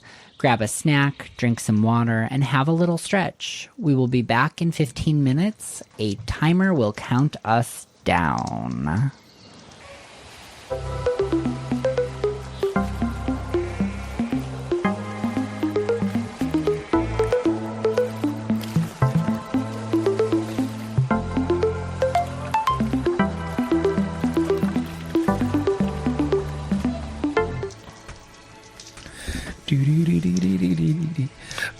As you are all sitting by, you don't have a campfire, but around in a circle, just hanging out talking, with the horses. hanging out with the horses now, you hear off in the distance somebody call out, "Help! Help!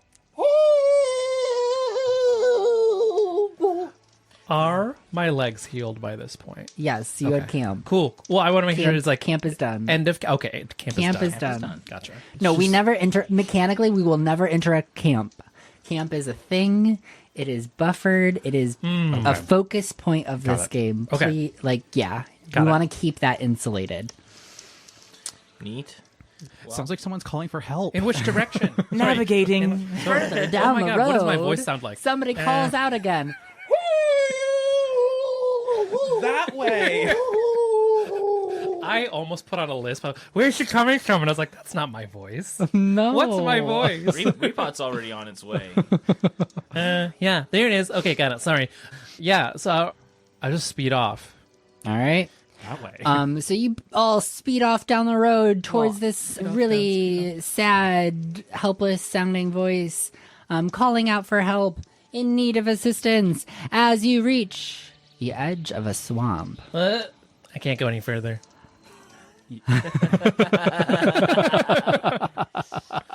I mean, I can, but I don't wanna. Yeah. Repot has brought along the stilts, the stilt attachments for your wheels again. No, I'll be fine.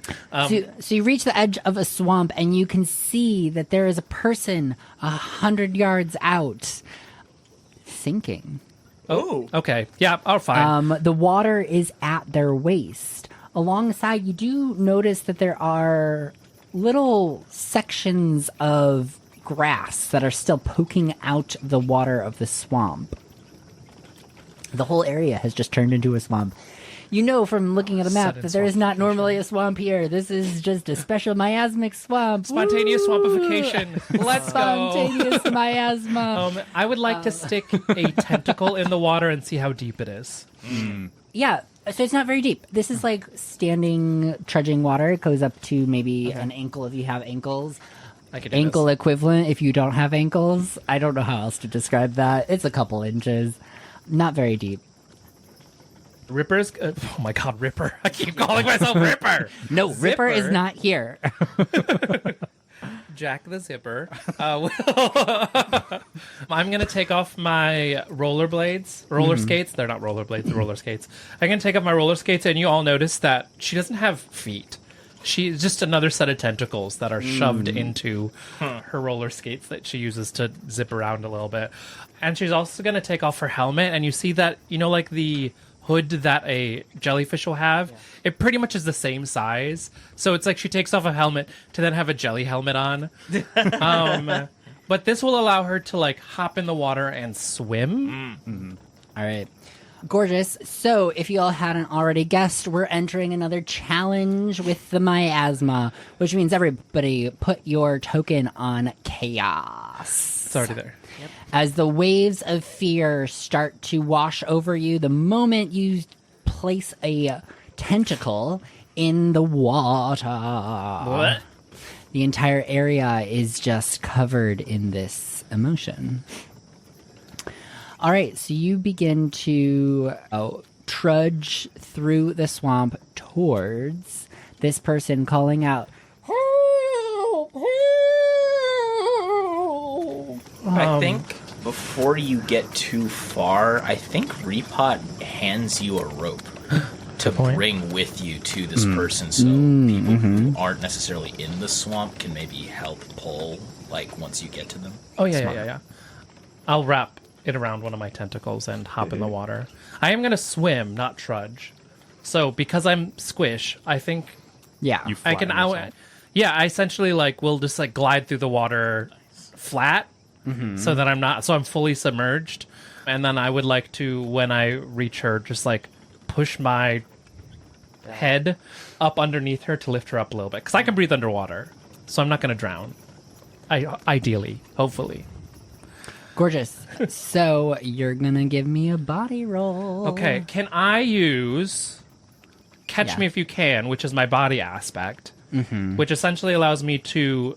It's kind of a twofold thing. It's one, I move really quickly, and two, I'm really annoying. So I typically can, like... When we're talking about, like, enemies, I, like, catch attention of people if I need to. But in this case, I'd like to use it to swim quickly. And you'll notice she swims just as quickly as she rollerblades. And, like just help support this person so they don't drown. Yeah. So I will let you do so. So you'll give me a body roll with advantage, and this is to get to that person. Is there anything else that anybody is doing in the meantime? I'm gonna get on Veronica.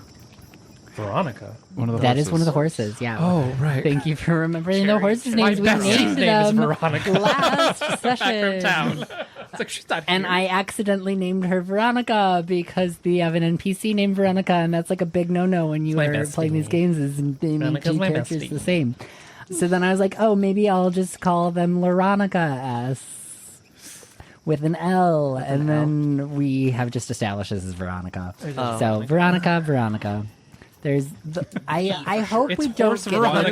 into this is horse Veronica, and it's Veronica S. So she has a last name that starts with an S that we've established. The This is horse very has a important. last name? Yep, the horse has a last name. Don't worry about it. Oh, okay.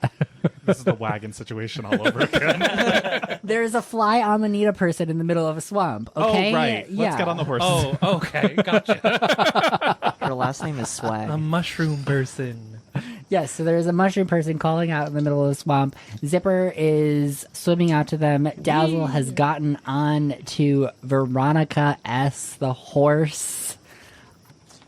Pod, I And think, is planting its legs to like for the rope specifically to Yeah. make it a little bit easier, like just to have a sort of anchor if we need to pull them. okay, so you're holding on to one side One of the end rope. of the rope, yeah. The other so end I has can- been given to Zipper. Okay, yeah, cool. so we can kind of get- if we need to pull them out of something, we Yeah. can try and do that. All right, 100-yard rope. That have a lot of seems rope. reasonable. Yeah, It's a construction bot. that seems reasonable. I had to think Does it about come for a out in a moment. spool from your Yeah, it's stomach? good. Yeah.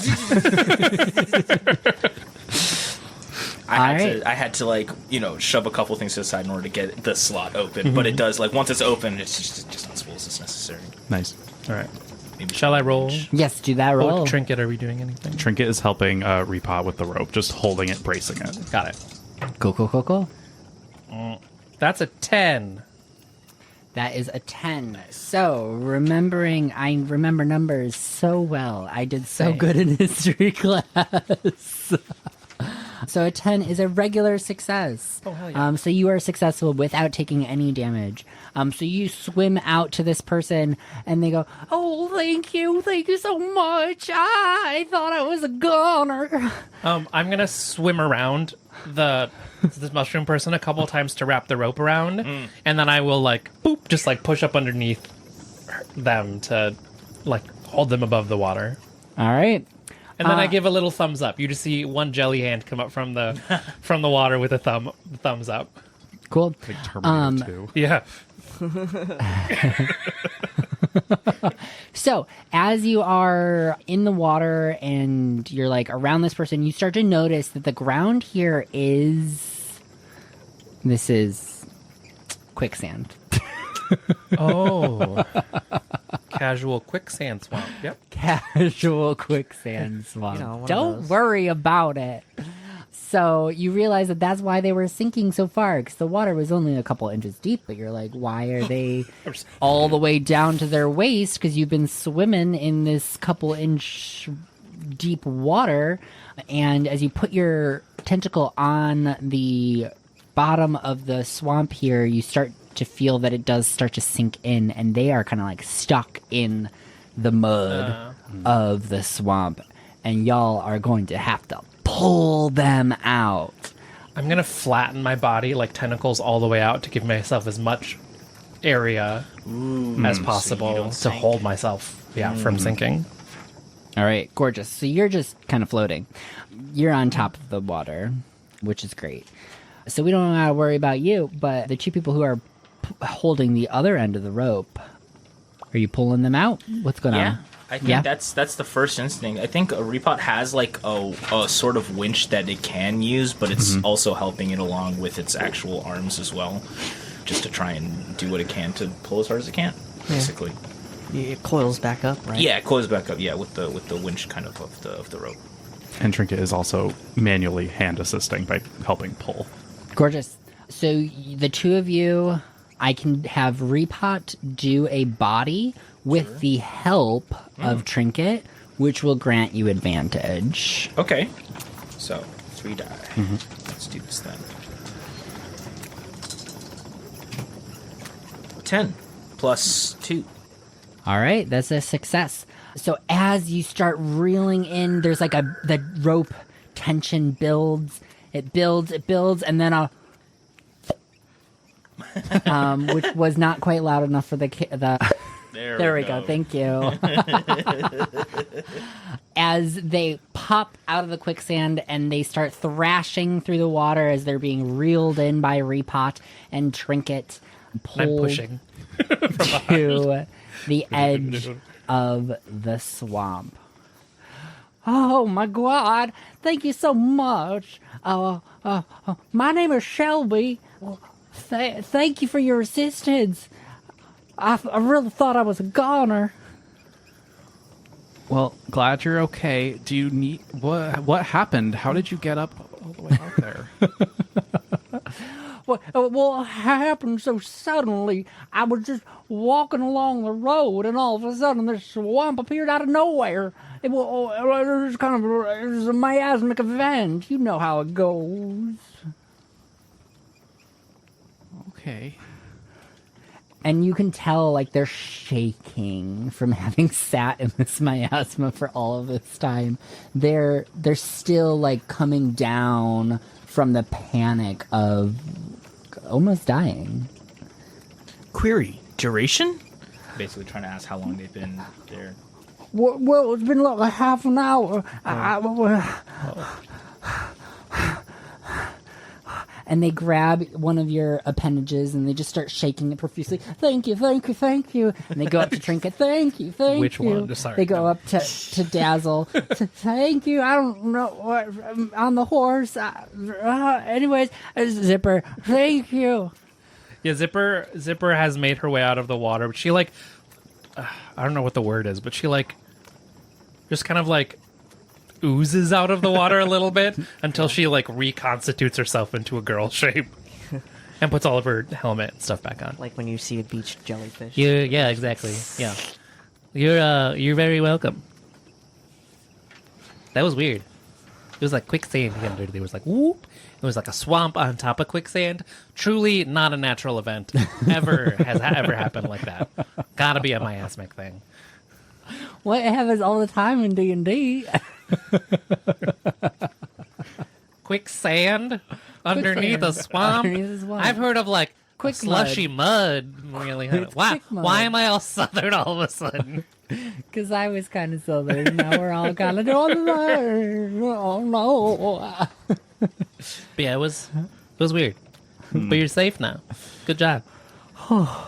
They take a moment to take a breath, and they kind of shakily make their way over to a nearby rock that they lean against. What were you doing out here all this way? Oh, I was just walking over to my sister's. She lives down the road just a while. Just a nice little afternoon tea time.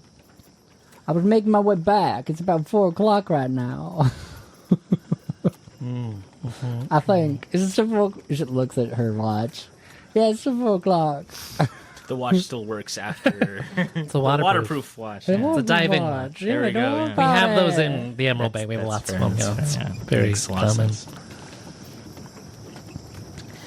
Well, I'll be off then. I'm going to make my way back to where I live, which you is sure you'll be okay? a place. Am I going to be... I'm going to be fine. You all saved me. I'm all great now. All okay. dandy. Trinket or Zipper, someone tell them about the other cloud. Oh yeah, which way are you going?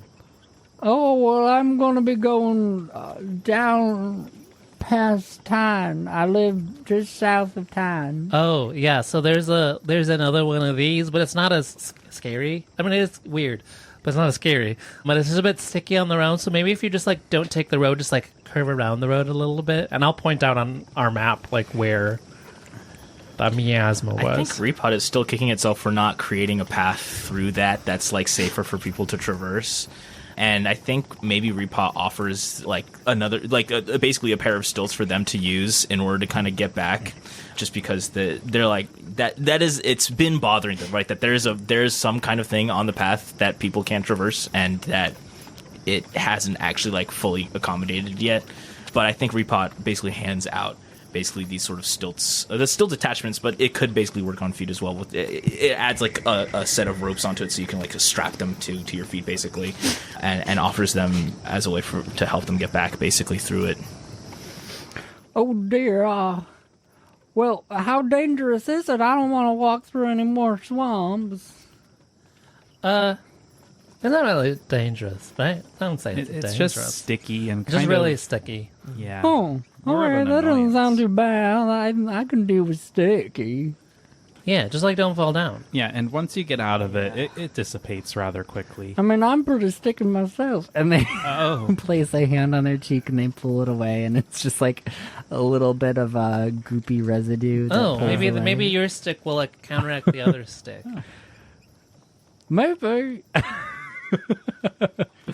Well, with that, I think I'm going home now. You all have a good time. Hopefully, you don't gotta get to the other side of the swamp, because that sounds like a challenge. Well, it was nice to meet you, Shelby. Okay, bye. Nice to meet you all. Don't die. Oh, that was They just start to walk away. Don't plan on it. Bye. How big is this swamp? Is this something we can see the other end of, or are we gonna have to go through it on our way? You're gonna have to go through it. Oh boy. All right. Well, we already know about the quicksand. This is still no trees or any kind of way to go above it, right? We're gonna have to like wait. There's like little patches of dirt and grass that you can see, kind of like little island oases. You hope. I go check. Yeah, we have a scout. Yeah, check if those are stable enough for us to walk across. All right, someone hold on to my stuff. She'll take her helmet and her skates back off and pass them to Dazzle, who's on the horse. Here you go. You're gonna keep them the most safe. You can put them on the other horse. Oh, God. These, and I'm just gonna put them on your lap. Okay. Yep. And Dazzle takes them off and puts them on Cherry instead. Horse with a helmet.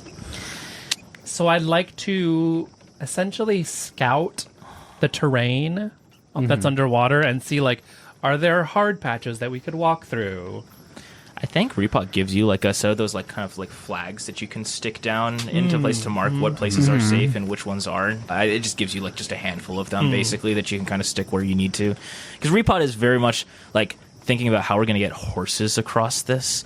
This is going to be quite a bit of a challenge, and I think Repot is imagining some kind of construction project basically, or some kind of ramp or some kind of hard surface that we can kind of lay down between places that are safe, just because, well, I mean, you know, it's quicksand, right? Yeah. Like, that's you know, we don't want horses in that. That's going to be tough. Oh God. Yeah, Falcor. if at all possible. Right. So in order to avoid that kind of situation, I think Repot is beginning to kind of analyze the surroundings for like hard surfaces that it might be able to use, or some kind of materials that it might be able to take advantage of to sort of build sort of bridges. But it hands you a set of flags. Yeah. So I'll mark a path as best I can. Yeah, so I'm gonna have you both give me intellect. Oh no. I want to say I want to use Someone widen. help me. I want to say widen the path for those behind me, but technically I haven't gone there yet. Yeah, I'm gonna nix that Yeah. today. Well, Okay, fine. I have nothing that can help. Yeah, because we decided to rule that in a pretty specific but Yeah. vague way. I think I get it. All right. Like, it's a really broad application that also has to be specific. Yeah, I have think to be there first. That makes sense. yeah. I think like Trinket has a similar one. Yeah, because Trinket has like what is junk, What which can is be like junk? really, really broadly applied, but we had discussed about how the way that it needs to be pulled out is like pretty specific.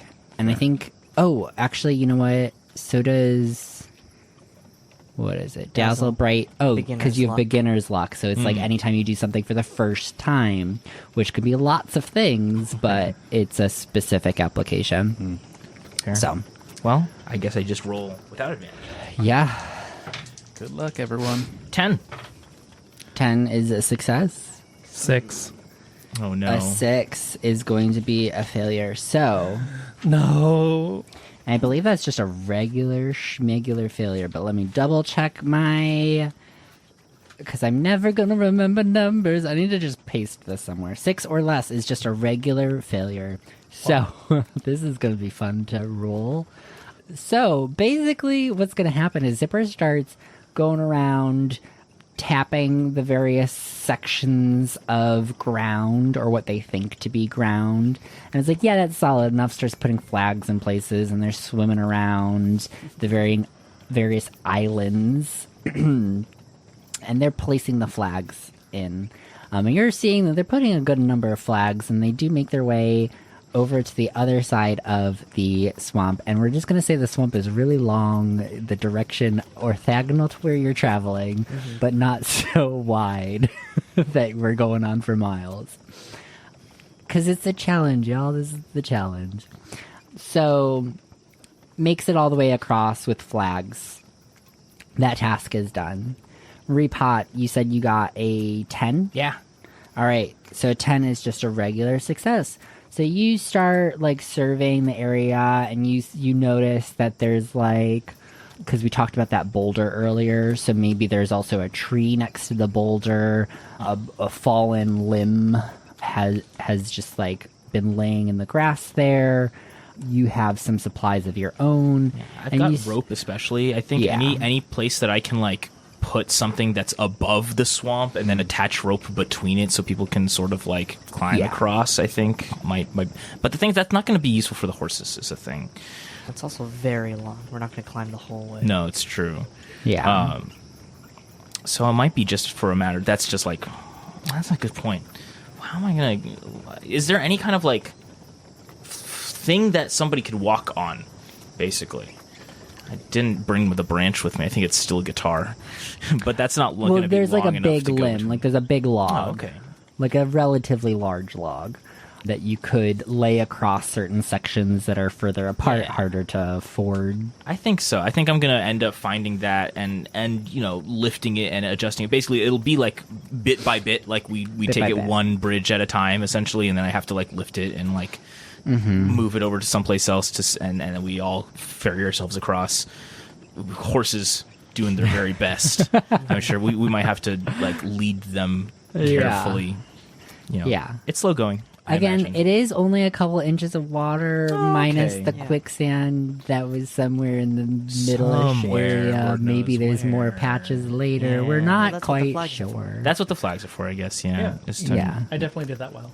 Yeah. Yes, They for sure. definitely aren't, like, Did I slowly take- sinking into the ground. Do I take intellect damage for failing? Yes. So you are you're like really the I guess you can roleplay this however you want. Like, it's up to you all how you would like to roleplay anything. Anytime you take damage, anytime, like, most of the narrative control of the dice does still lay in your hands. Well, I'm unfocused now. Oh my gosh, because you only have 1 point. I only have 1 point in intellect, yeah. Oh, so it's 0 and then. Oh, have you been? Were you doing that wrong? Oh, yes. So you My can thought go was to 0 was- and then you go to unfocus. Oh, Yeah, so yeah. not unfocused. Otherwise, you would immediately become, like, whatever the first damage you take. We're and that learning sucks. together, everyone. Yeah, we're learning. I wasn't keeping track of Yeah. anything. So I'm going to say Zipper, underwater as a jellyfish, is pushing on the ground and is like, that could hold me. And puts a flag in. Not enough horse. Yeah. And there's, like, a lot of debating. Like, you all watch Zipper, like, really take a long time doing this. You just see the flags, the bundle of flags going in the water, and then they stop somewhere, and then one gets taken out and shoved in the ground. Right. Yeah. Okay, so you begin to do this all. So the log is being, like, placed between two. There are, like, a couple things that are close. There's, like, some sections where, like, it seems like it's more of a pathway and you can, like, start to slowly make your way around. The horses are kind of, like, kept as close to those land areas as possible. And you start to make your way slowly across the swamp. And then there's one of the attempts to place the log down. Seems perfectly fine. You place the log. It seems stable enough. And then you start to put your weight on it. And you start to realize that, like, it's pressing down a little bit more than you would like.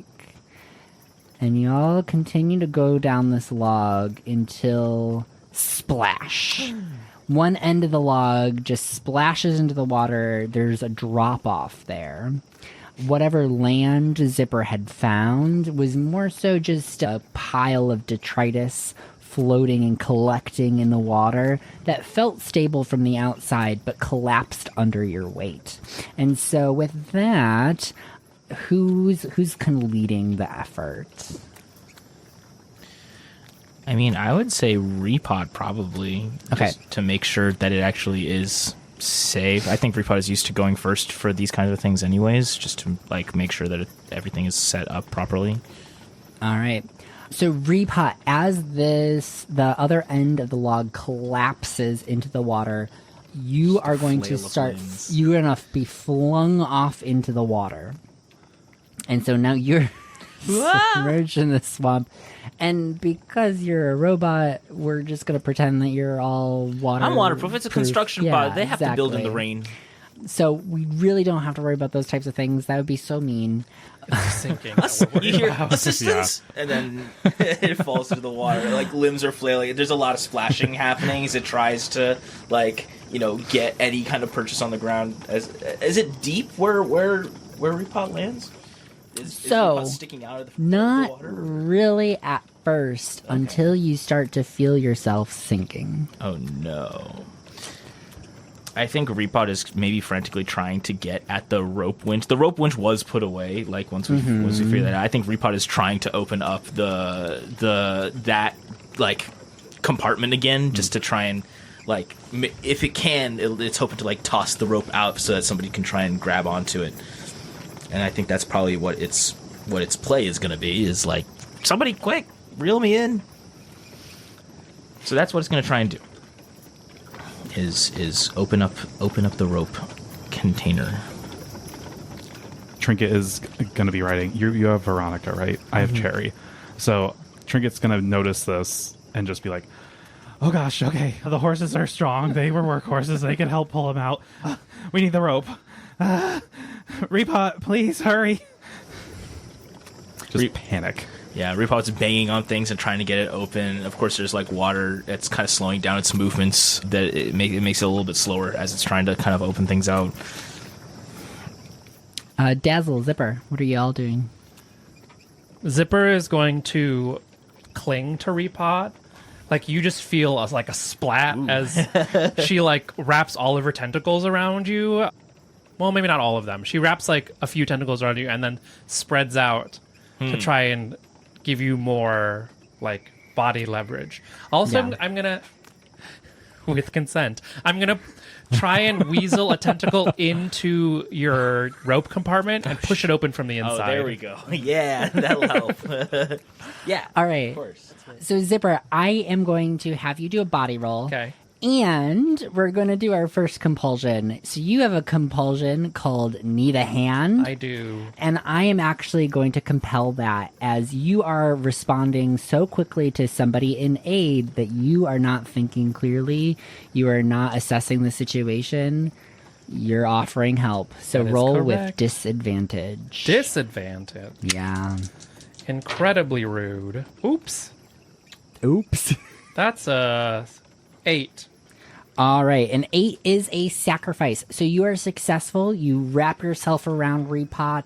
You push the rope compartment open, but you put a great strain on your body. How would you like to roleplay that? I would say as she's pushing the rope compartment open, she slices one of her tentacles on like a metal part. There's like a part in that, like that door in particular takes a little bit of effort to open, and there are like sharp edges on it. And Repot doesn't care about sharp edges. It's a robot, so everything is made of metal. Yeah. And it's usually the only one opening parts of itself, so it hasn't really kind of bothered to fix that too much, I would say.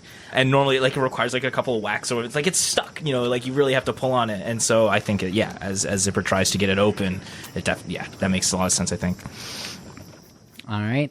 So now the rope is available. You have it, Repot. What do you do with it? Well, I think now that the compartment is actually open, it grabs onto one end of it, and I think it just hands it to Zipper, I would imagine, so Zipper can kind of get that rope. I don't know how far away this... I don't know if I could throw it, but I think it's probably better if Zipper can just you haven't traveled far. The rest of the party is on a more stable area. Well, they hadn't gotten onto the log yet. if I can throw it to them, then I just do that. Basically, if it's that distance. Otherwise, I just hand it off to Zipper. So I Zipper can also just pick it yeah. up if you throw it and it doesn't work. That's true. Yeah, okay. Repot tries to throw the rope as much as it can. Like, it unspools a bit of it from the winch, so it's not like dragging against it. It gets a bundle of it, and then tries to fling that basically over to where the log basically is, I think. Okay. So the rope lands over on the dry land where Trinket and Dazzle have the horses. Slay. Okay, Trinket gets off of Cherry and grabs the rope, pulls it over to Dazzle's horse, ties it onto the bridle so that it'll be able to, pull it, and then pulls it more and puts it onto Cherry as well, so it has two horses that are going to be helping pull. And I start leading the horses backwards. Gorgeous. Dazzle, can you give me a personality? And that is how we are going to get the horses into this. If anyone can motivate these horses, it's Dazzle. There we go. I'm checking to see if I have any abilities available. Is this your first time working with horses? Honestly, oh, yes. Yes. Okay, Can I cool. use beginner's luck? You can use your beginner's luck. Okay. That's 11. An 11 is a success. So you start calling the horses backwards, and they start backing up, pulling Repot out of the quicksand, and with another... Repot pops out of the quicksand. Yeah, this is physics. It's how it works. And is safely pulled to the shore of this little oasis in the middle of the swamp. Great. And now you're all back on dry land. Wonderful. Well, that was terrifying. Was it? Trinket gets very worked up over things very quickly.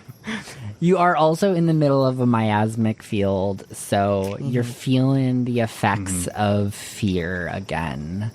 This is a fear swamp. How much further do we have to go? You're about halfway. Okay. I think Repot, especially with the log that was supposed to be good but wasn't, kind of like asks, basically it addresses Zipper as like, navigate correction with the flag. It's like, make sure that this is actually saved, please. She like pops up her head so she's just like eyes Right. looking at you, and she goes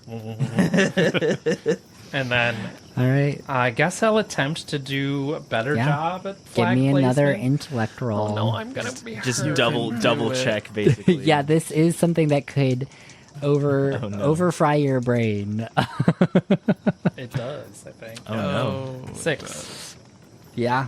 So that is going to be a failure, and you are now unfocused.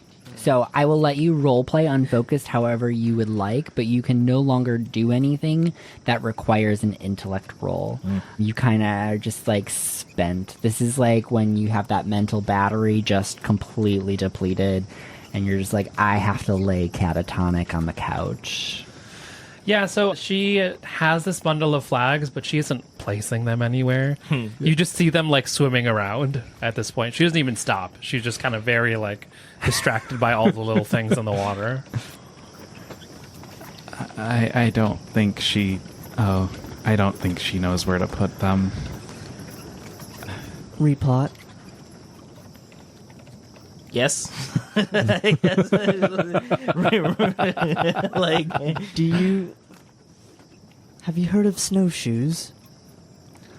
affirmative. That might come in handy for your appendages, if maybe Trinket has a tennis racket or two. Oh, that is something I might have on me. I'm not sure. Yeah, so I think we kind of established that you can use your body and invoke your... What is it? It doesn't have to be tennis rackets, but it would be nice to have something that's like nice and wide. What is junk Yeah, I'll aspect try what is junk. to just My body. have this be a part of your body Yeah. that you can then break off and Let's use for see. other Then people? tell us a story of who it belonged to. Yeah, exactly. All right. Ooh, that's not great. Plus 1, so 9. So a 9 is a sacrifice. Okay. So you'll take a point of damage, but you are successful. Okay. So that's kind of like you're breaking off chunks of yourself now. Makes That sense, is depleting your body. But you do find some suitable items that are a part of you that could be fashioned into a snowshoe-esque situation. Stephanie loved playing badminton. Here you go. They're badminton rackets. The smallest of the rackets. I'm 4'5". But I mean, Repot has multiple appendages, so maybe there's more of them. Who knows? It's a whole set. Like a The whole whole set. set. Wow. How do you go about searching for these things? I pull my overalls away from me and I just reach a hand in and I kind of shuffle around and you're clanking. Yes. And then 1, 2, 3, like 4 badminton rackets. Fucking Mary pop out. Poppins Yeah, bullshit. pretty much. Yeah. Now you'll have an easier time getting across, and we can stick with our horses. Yeah, I think that maybe the play is that Repot tries to get to stable ground, like, itself, basically, and then once it has gotten to a suitable location, it can then try and widen the path for those behind it. There you go. Is probably how it's going to actually end up working. Is Repot's going to try and I think Repot is maybe very scientific and methodical about this as it tries to, like, every single step that it takes. It's really, especially after it learned from, say, the log falling and it falling in. I think it maybe takes even more care than it is maybe deserved per se, but it is really testing every single step and making sure that it has the ability to get across. I think in particular it's thinking about like quicksand because the water isn't that deep. Like in theory we could lead the horses like through some of it if we knew for certain that they weren't going to sink. I think to some extent it's like it's putting weight onto it. It's waiting like 5 seconds and then putting a little bit more weight onto it and waiting 5 seconds to see if it starts sinking. And I mean, it has its own set of flags, I think, and it I think begins to do some of that kind of navigation itself as it goes as it uses the rackets basically so that even if it does detect it sinking, it can still withdraw its leg back basically. So it's not that like the appendages are per se like he's like it gets to places that other people without the rackets can't get to. It's more that it uses them as a way to like rescue itself, and it like several times I think Repot puts a limb in and starts tilting dangerously, but because it has the rackets on the other limbs, it's able to pull that limb back out and kind of and fix itself. So it's basically a good tool for just kind of testing out which places are safe and which ones aren't. Cool. So I will let you do an intellect roll with advantage that is situational. Sure. So we can have situational advantages. Okay. And there will be one final roll after this, which I will have Dazzle do with the horses. Okay. That will also have advantage from your aspect, widen the path. Okay, so that's where widen the path will happen. Okay, Yes. Sounds good. All right, then I will have situational advantage, and I shall roll. That is 9 plus 3, 12. 12. You said intellect, Awesome. right? Yeah. Yeah. I'm a smart robot. I'm a dumb jellyfish. Swimming in circles. Yeah, I've dropped the flag. They're just floating somewhere in the swamp at this Repot point. is occasionally picking some of them up. You just see this like little distortion of the water where she's swimming at any given moment. Like a shark. Yeah. But you can't see what it is because I'm clear. So when I'm under the water, I'm practically invisible. Oh my gosh, yes, we kind of established that because you are a jellyfish. Terrifying. It's minus your like knee pads and helmet. Well, the Which helmet have I been took taken off. right? Yeah. And given Oh, to you. yeah, I took off my yeah, gear. yeah, you did. Helps me swim. Gorgeous. So yeah, Did you see my organs? Swimming around underwater. Repot, you make your way to the other side of this swamp. You create a nice path, nice clear path for everyone behind you. And you are now on solid ground on the other side out of the miasmic effect area of effect. I will have one last roll from Dazzle to get the horses over, and we'll do, again, that personality. But you can do this with advantage because of the widen the path behind from Repot. What's your personality? That's a 9. That's a 9. Okay, so it is a bit of a sacrifice. So, again, I'll let you roleplay however that is, but you're just becoming socially drained by this act of coaxing horses across. This is disgusting. Why did I even agree to this? I don't even know Dahlia that well, and I met these guys earlier today. I don't even want to be here. You get me, though, right, Veronica? I like to think that you're so antisocial that interacting with horses is draining you. You're like, oh, how dare! And Veronica just like stomps her foot into the mud and it splashes across your fur. Not you two. Et tu, Veronica.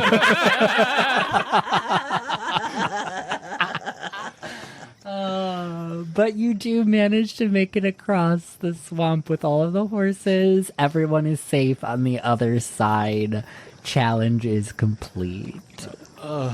Zipper, flops out or slops, squelches out of the water, and then reconstitutes herself, being like, "Hey, what's happening?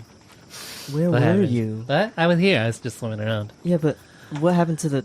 you're gonna play some flags? Got so bored. Okay. Great. You guys did it. You gotta. I think the rest of the flags were good. It's just that one was a little bit. Ooh. Yeah, Can I have my stuff back? sure. She'll put her gear back on. Are we in camp mode now that we've successfully accomplished? You can be, yes. Yes, I'd like to sit down. Yeah.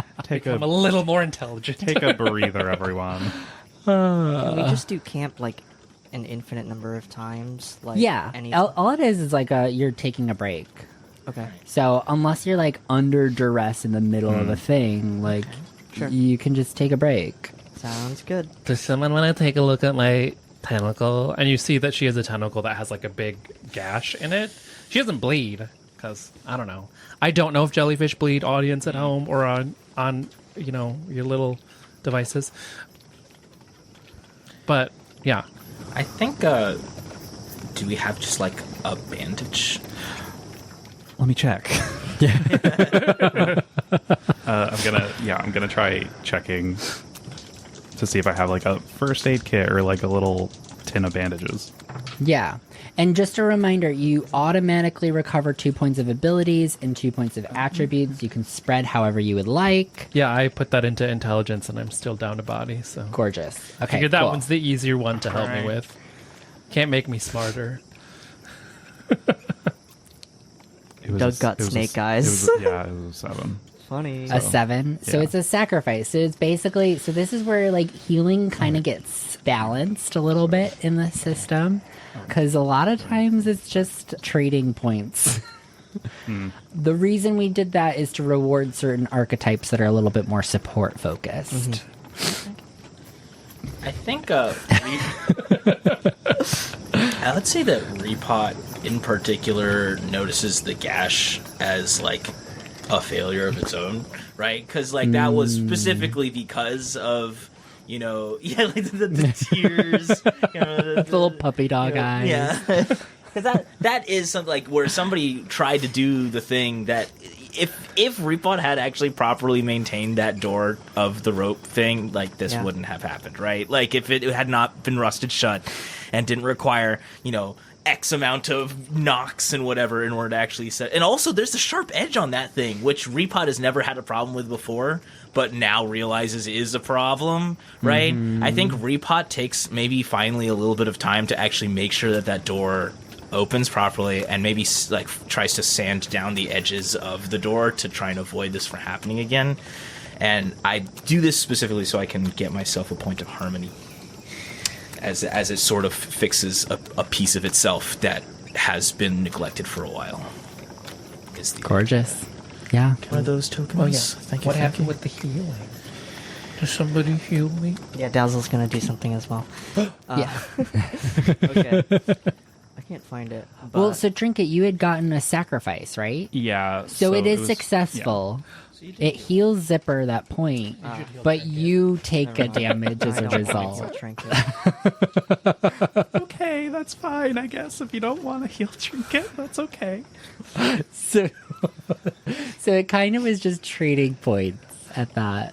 What form does that hurt take for you as you give? Like, what? How does that sacrifice manifest in you? So Trinket like gives away pieces of themselves, you kind of notice like you guys didn't really notice it when you first met Trinket because it was just kind of how he looked. But basically he has this like golden kind of amber glow that kind of gets a little bit dimmer every time he has to give away pieces of himself because his energy is getting weaker. So he kind of like slumps a little bit more, shoulders kind of droop. Well, I give you a rapport for helping me. Yeah, you do get a report for helping. Thank you. You're welcome. This is so fucked up. You're literally using parts of your body. Yeah, to, that's what Trinket does. It's, Yeah. Oh my gosh, How it's often wild. does Trinket find stuff? It's kind of rare. Find something with sentimental value that someone has left to rot that he can use to replenish himself. What if I shocked you? Do you think it'll work the same? No. Different kind of energy. I But thought about. I mean, you're kind of similar. If we get to another town, I can start Rummaging? perusing. Yeah. So to get to the next town. She takes out her like normal speed skates. Can you like hold on to these for a little bit? I think so. And Trinket will take them and kind of feel like, oh. And Trinket just kind of like shoves them into his overalls. I do want them back. You will. They just won't have the energy associated with them. But I guess you That can doesn't- recharge them. Yeah, they're. I don't know what that means. Oh my so gosh. Trinket just connected like these things can get recharged if someone wants it back. Oh my gosh, that's wild. But they Damn. have to be something sentimental. It Or can't be just rekindling anything you the- have. those are my original. Well, Memories. those are my first speed wheels. Yeah. Yeah. What? If you're trusted with taking care of something Mm-hmm. that people do care about. Yeah. Interesting. And then I just feed off the energy real quick. I want to hear a memory that Oh, from Trinket the experiences skates? from Zipper. Oh yeah. Oh, right, because you so these were her first pair of skates that she ever bought, or wheels. So they came with her skates. They were like the wheels that came with her skates. So you get this memory of her just as like a normal ass jellyfish girl without the Here. the gear, whatever. What is that? You had just a regular helmet. Roller. What is derby. roller derby? Oh my Yeah. god, I can't remember words. But you see her, and this is back in her like more jellyfishy form. So remember how her legs aren't really legs; they're just tentacles that are she shoves into shoes. You see her like walking on all of her tentacles when she originally came out of the water, and you see a memory of her seeing a roller derby game and feeling really excited about it, and then immediately going to buy roller derby gear for herself. Oh, that's really cute. That's good. And she Thank you stuck for that with it memory. Ever since. Huh? She stuck with it ever since. She did. Yeah. Yeah. She doesn't play roller derby though. No. Just go fast. No, I would Impulsive die. purchases. I would die. I would get squished real quick. Just a fan. Yeah. Beautiful. Thank you for the memory. You're welcome.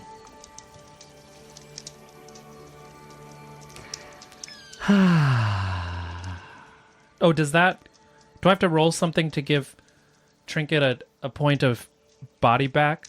Does that make sense? So like, Can I roll personality? Yeah, that's let's do personality. I guess the healing is very arbitrary, y'all. Just like everything else, it's kind of like we negotiate what the attribute would be or ability.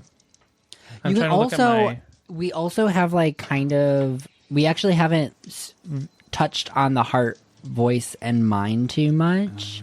But those can be incorporated as well into your yeah. role play, and then you can use those. So heart is kind of like feeling emotion, voice is communicating about emotions, and mind is this like not intellectualization of emotion, but kind of formulating the concept and understanding how the emotion is presenting. Correct me if I'm misunderstanding the chart or the player sheet, but my bond aspect is new bestie alert. Can I use that to have advantage on like Yeah. a heart or personality roll? Yes, you can. Because we're besties now. We share a memory. We share a memory. Tell the memory, maybe, like, that's what No, I don't say it to the rest of you. I just And this feel is it. the exact fuckery that we wanted to encourage with this game is Oh. to like think outside the box. If you can justify it, I will say yes. Yeah. Oh wait, no, that's good. Yes. Personality, that's an 12 12. Gorgeous. Success. Boom. or 11 for heart, so it's a success either way. Yeah. Beautiful. Trinket's body starts to glow again a little bit more strongly. Wow, that's it. Wow. Anything else that you all would like to do for camp? I'm going to open the letter I got last session, Oh yeah. the envelope. And you're going to tell me what's in it. Please remind me why I gave you an envelope with a letter. Oh, Zipper gave it to me. I did. Yeah. Oh, I had a delivery. You had a delivery that you decided existed. Yeah. And now I am being put on the spot to tell you what was in this letter. That's fun, right? You It know was what? from the- oh. I'm because you're putting me on the spot. I'm gonna be an asshole. That's okay. It's from. It says I hate your cafe. It's No. hate mail. I'm gonna make it from one of your family members. Oh boy. So is like. I know that in your backstory you haven't like named any of your Glitter family Bright. members. Shiny Glitter bright. Bright, yes. It is Glitter Bright, who is your, we'll just say the closest sibling that you have, or closest relative in terms of your kinship. Sure. So I will let you define that however you would like. Okay. And it's just going to be it's very simple. Hey, just wanted to check in and ask if you were going to be home for Christmas.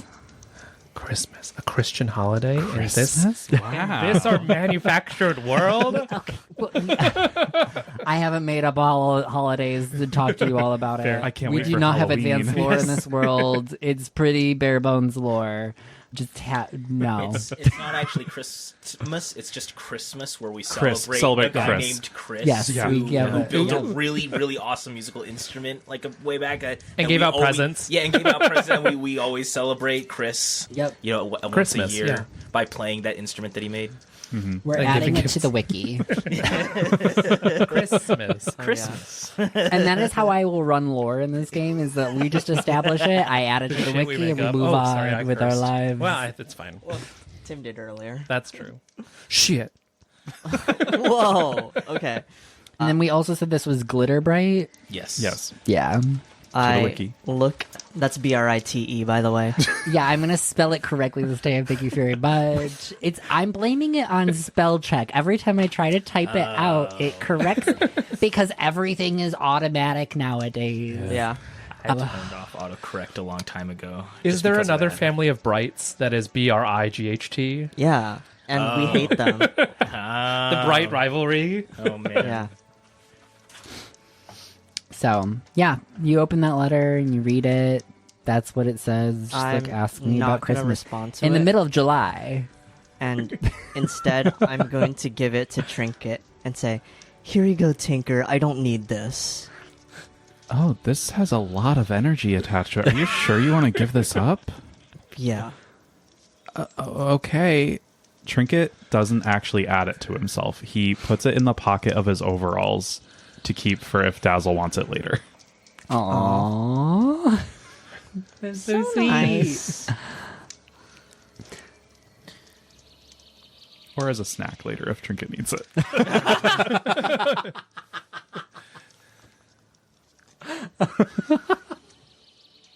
like a bag of potato chips. Yeah, it's more like a shot of insulin.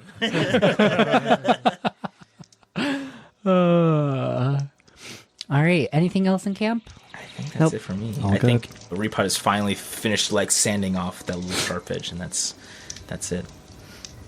Gorgeous. All right. And so with your horses, no wagon. We don't have the wagon anymore. We left that. We left it in the stick. Left it in the stick. At least we can ride the horses, That's true. right? We can get on the way back. I and mean, get the wagon. without the stick, I'll just Yeah. zip Glide. around. Yeah, you got your rollerblades, skates. I do want to learn how to roller skate in real life. It's very fun. It's fun. It's great. I don't know how. Teach me. Sorry. Go ahead, Tim.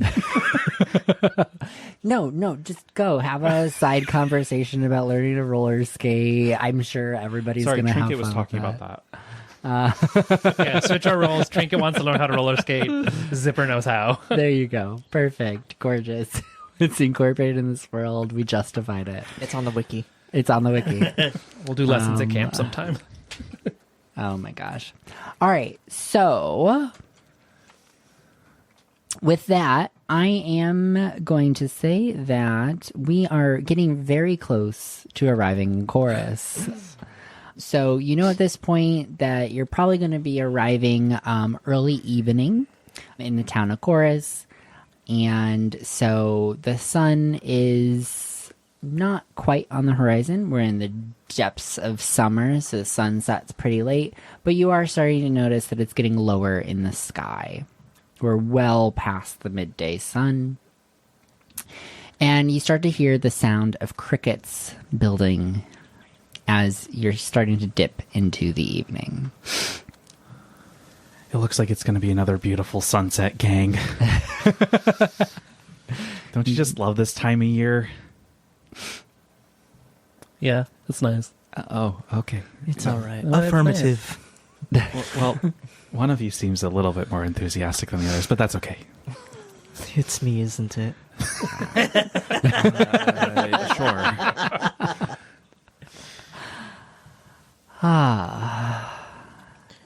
And it's quite a calm, serene travel for quite some time, and you start to see Chorus on the horizon, just out of reach. Maybe we'll be there in time for dinner. You guys can try some of that farm-to-table stuff you were talking about. Yeah, that'd be nice. I hope they had pecan pie. I'd love to see I got one. nothing to say. I was That does sound nice, though.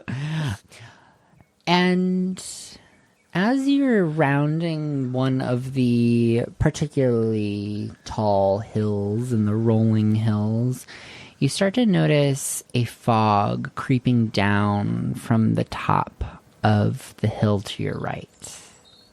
Just swirling mist kind of slowly sinking down into the valley within which you are traveling. Great. Feels Another like one another of one. these. What do you mean? This is just natural occurrences in this world. They happen so frequently. But that's why I stay. Well, that's why Dazzle just stays in Tine. That wasn't Dazzle speaking to the chronicler. That yeah, Dazzle. No, canonically, Get out of Dazzle here, just shoot, starts having conversations with the narrator. He's probably just muttering to themselves, like sees the fog and it's like, this is why I stay. This is why I stay. So yes, a fog is starting to roll down the hill, and you see that it is going to be in your pathway. All right, Repot, turn on your headlights. Repot does so. Yeah. yeah, Repot definitely has some kind of flashlight attachment, 100%, yes. See, Beautiful. Tinker, I wish you were like this. Trinket holds out their hand and puts their palm up, and a flashlight turns on. Repot just plays back. I wish you were like this. back to Dazzle Blade. Well, the sun hits Dazzle in the exact right position, Sparkles. and sparkles begin to It's like a gleam disco around. ball. Everybody turns to look. I put a tentacle at the end of one of your flashlights, and my whole body glows. Okay. Oh yeah, like fiber optic cables.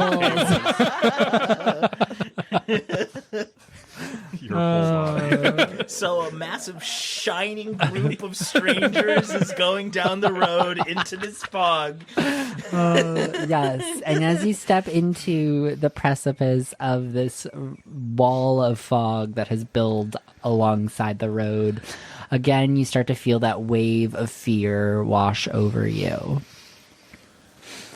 It's thick and oppressive. There's a kind of tingle in the back of your throat. And it starts to just feel heavy. So this is truly my asthma. All right.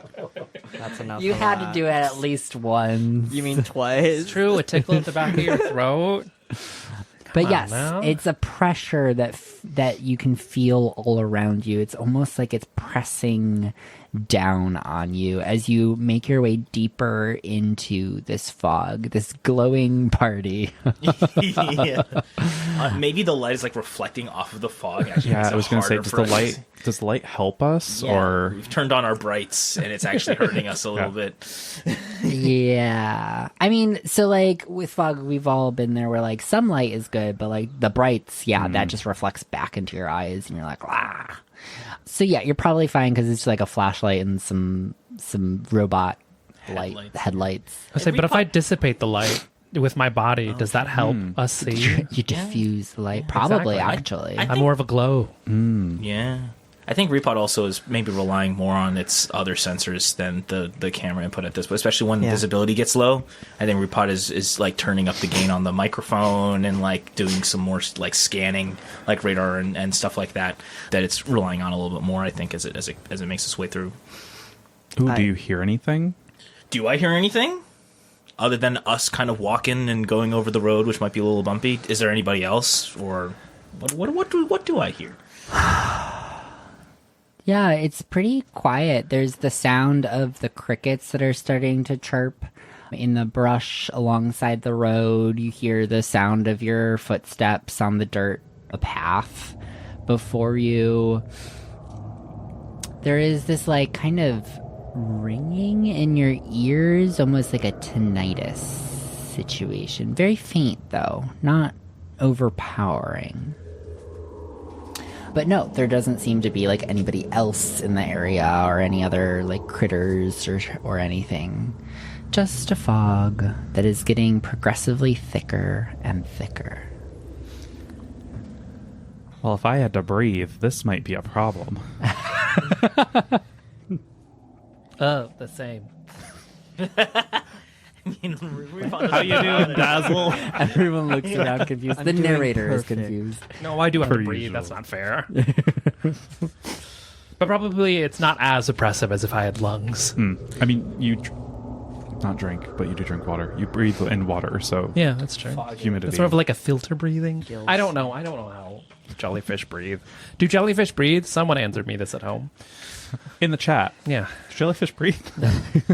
Slide into my DMs and tell me if jellyfish breathe.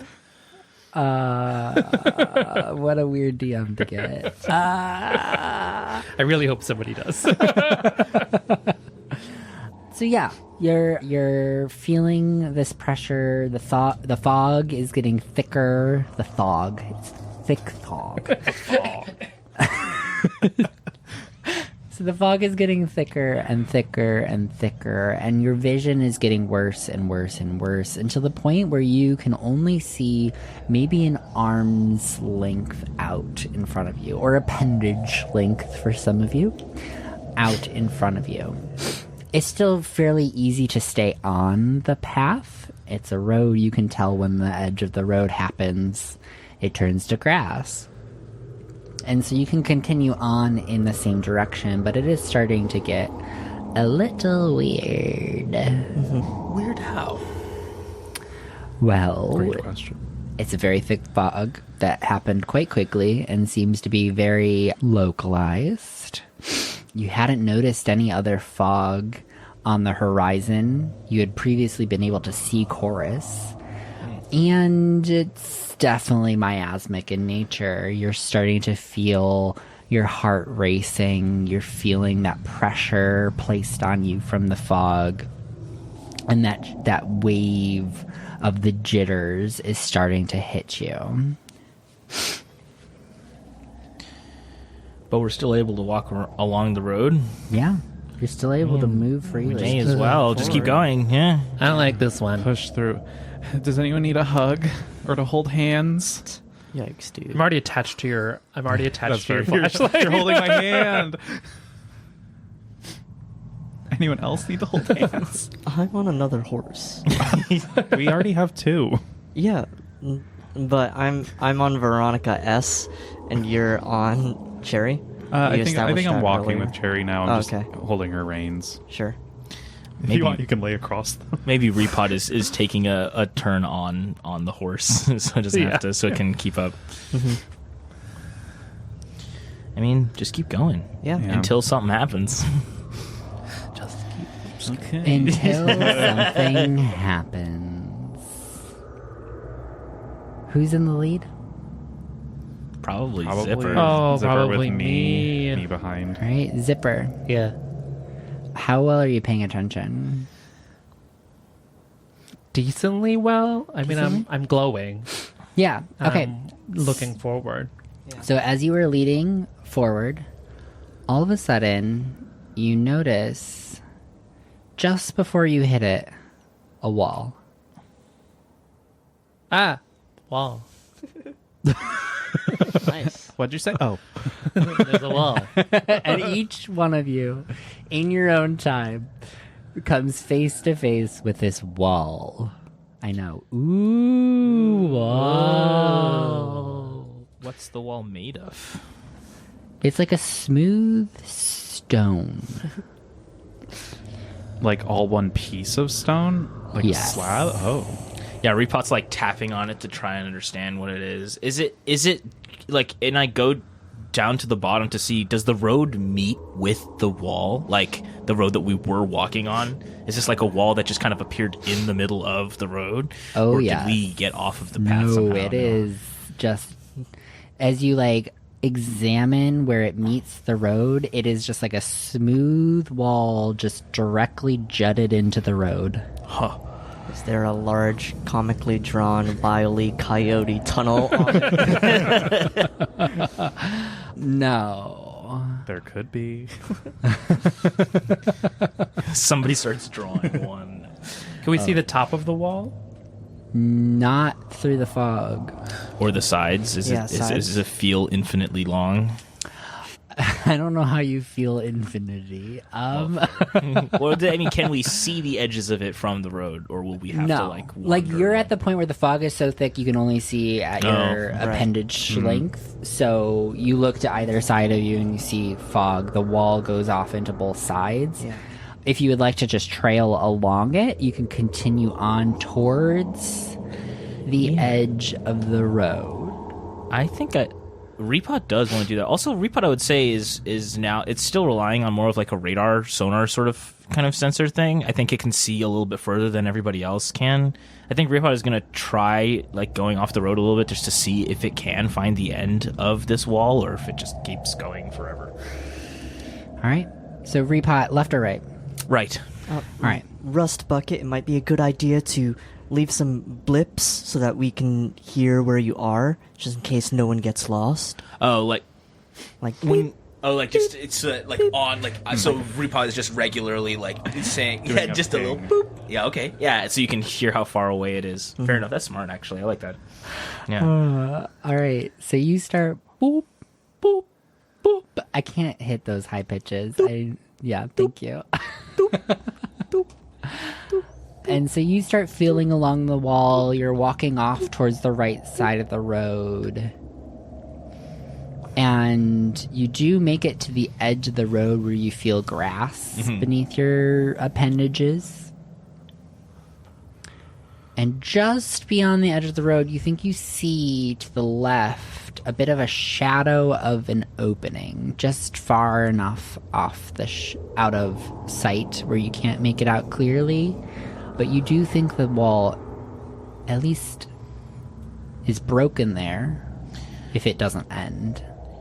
I think Repot, in addition to the boops, says potential path identified. And just as because in case I feel like it's slowly getting out of range of like where they might hear. So just in case, it's just checking in with them and just being like, this is what I'm doing. And then I think it keeps trying to it'll get off the road and try and get towards this potential opening. All right.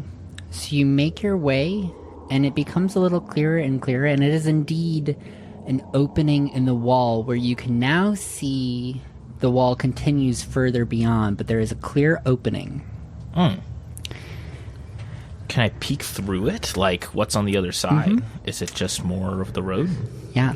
So you step out into the opening of the wall as a bright light hits you directly from where you are looking. So you are blinded by this light as a siren goes off. And that's where we're gonna end this session. Oh no. Intruder detected. Get to cover! Get to cover! Alright, I'm gonna stop that siren though, so I can do my outro. So yeah, with our hearts full of anxiety and angst, and our friends somewhere in the fog behind us, this is where we're gonna end today's session. We ourselves will drift off and see you next week. Thank you for being our neighbor today. And I thought I said that siren. It's terrifying. You're welcome. If you hadn't noticed, we're in fear today. I want to thank our writers who keep me going and have made this possible. So we have, I don't know why it's still playing in the room. It's off stream, so I'm just going to turn that down. Sorry, y'all. So I want to thank our writers who have kept me going and made this possible. Jacqueline and Pax. I also want to thank our artists who helped me realize my vision and immerse us in this story. So we are going to have 2 artists that are going to be starting working on artwork for this show. So we have Leanne from Chai Studios and Kaz the DM. I also want to thank our composers who help me realize my vision and immerse us in this story. So we have Ray. Thank you. Anything that you'd like to plug? If you go to itch.io and search RayD99, I have 4 different TTRPGs that are just one-page, one-shots that you can play. Gorgeous. And how do we spell that, Ray? That's RAYDEE 99. Wow. And sorry, also my brother Steven, who is a composer and electronic musician for Lusk. That is LUSQ. I also want to thank our Patreon subscribers, which for some reason I have the wrong outro printed out, so I'm going to do this from memory. Thank you, JayCeeAitch, Missy G, Chris B, Dan S, Maggie Z, and Russel B. Yay! Thank you, Patreon subscribers. You keep the lights on and are slowly helping me pay my bills. Lastly, I want to thank our players who get to have fun and play this game. So Ray, Doug, Dan, and Greg, thank you. Like what you saw and heard? Follow us on Twitch. Hit that button. On Instagram at goblin_forge_TTRPG. Or if you want to be really nice, subscribe to our Patreon so I can say your name. at patreon.com/goblin_forge, where you will get access to early play test materials and exclusive bonus content. Also, keep an eye out for our Kickstarter, which will eventually happen and help us fund this game. And thank you all out there. Your support and excitement fuels us. Give us more. So hungry. Sorry, I had to do it again. Well, bye. Thanks for coming. It was great to see you guys. It's been so long. Yeah. Keep coming back. You come here often? Absolutely. It's Sorry. Okay. Anyway, bye. It was good to see you. Are we still? Curious as to what you may find on our Patreon after becoming a subscriber? Well, check out these clips for a sneak peek. Repo, buddy! I'm so glad that Tullum connected us. We really could use your help around here. I'm Cleffer, and you can think of me as the general manager of the town. I make sure everything goes well around here. Name: Repot. Pronouns: it, its. Repot equals nickname. RepairBot 057, little bit wordy. Legs: 4. Each leg has 3 appendages. Torso: 12 slots with customizable tools. Drawer: head, sensor array, camera, battery display, radar scanner, audio input. Unfortunately, integrity is not at 100%. Leg 4, bent. Affirmative. Current open session: 4.5 years. However, levels are still functioning. Any object we carry will stay at appropriate orientation. Please be patient as we navigate the environment. It may take longer than usual for us to get around, but we will get there. It also takes the time to make the path wider for those behind us. Tool 1, measuring tape. Tool number 2, a saw. Tool 3, hammer. Tool 4, drill. There's a lot of banging or happening, a lot of percussive maintenance, you could say. Awesome, fantastic, superb. It really sounds like you're going to fit in nicely here, and we really could use your help. Great to have you on board. Affirmative. Want to hear more?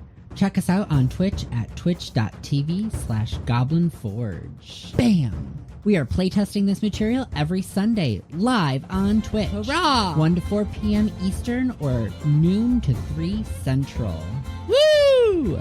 Catch this first arc on July 13th, 20th, 27th, and August 3rd. Whee! You can also support us on Patreon at patreon.com/goblin_forge, where you can find early access to playtest material and bonus content like this full interview.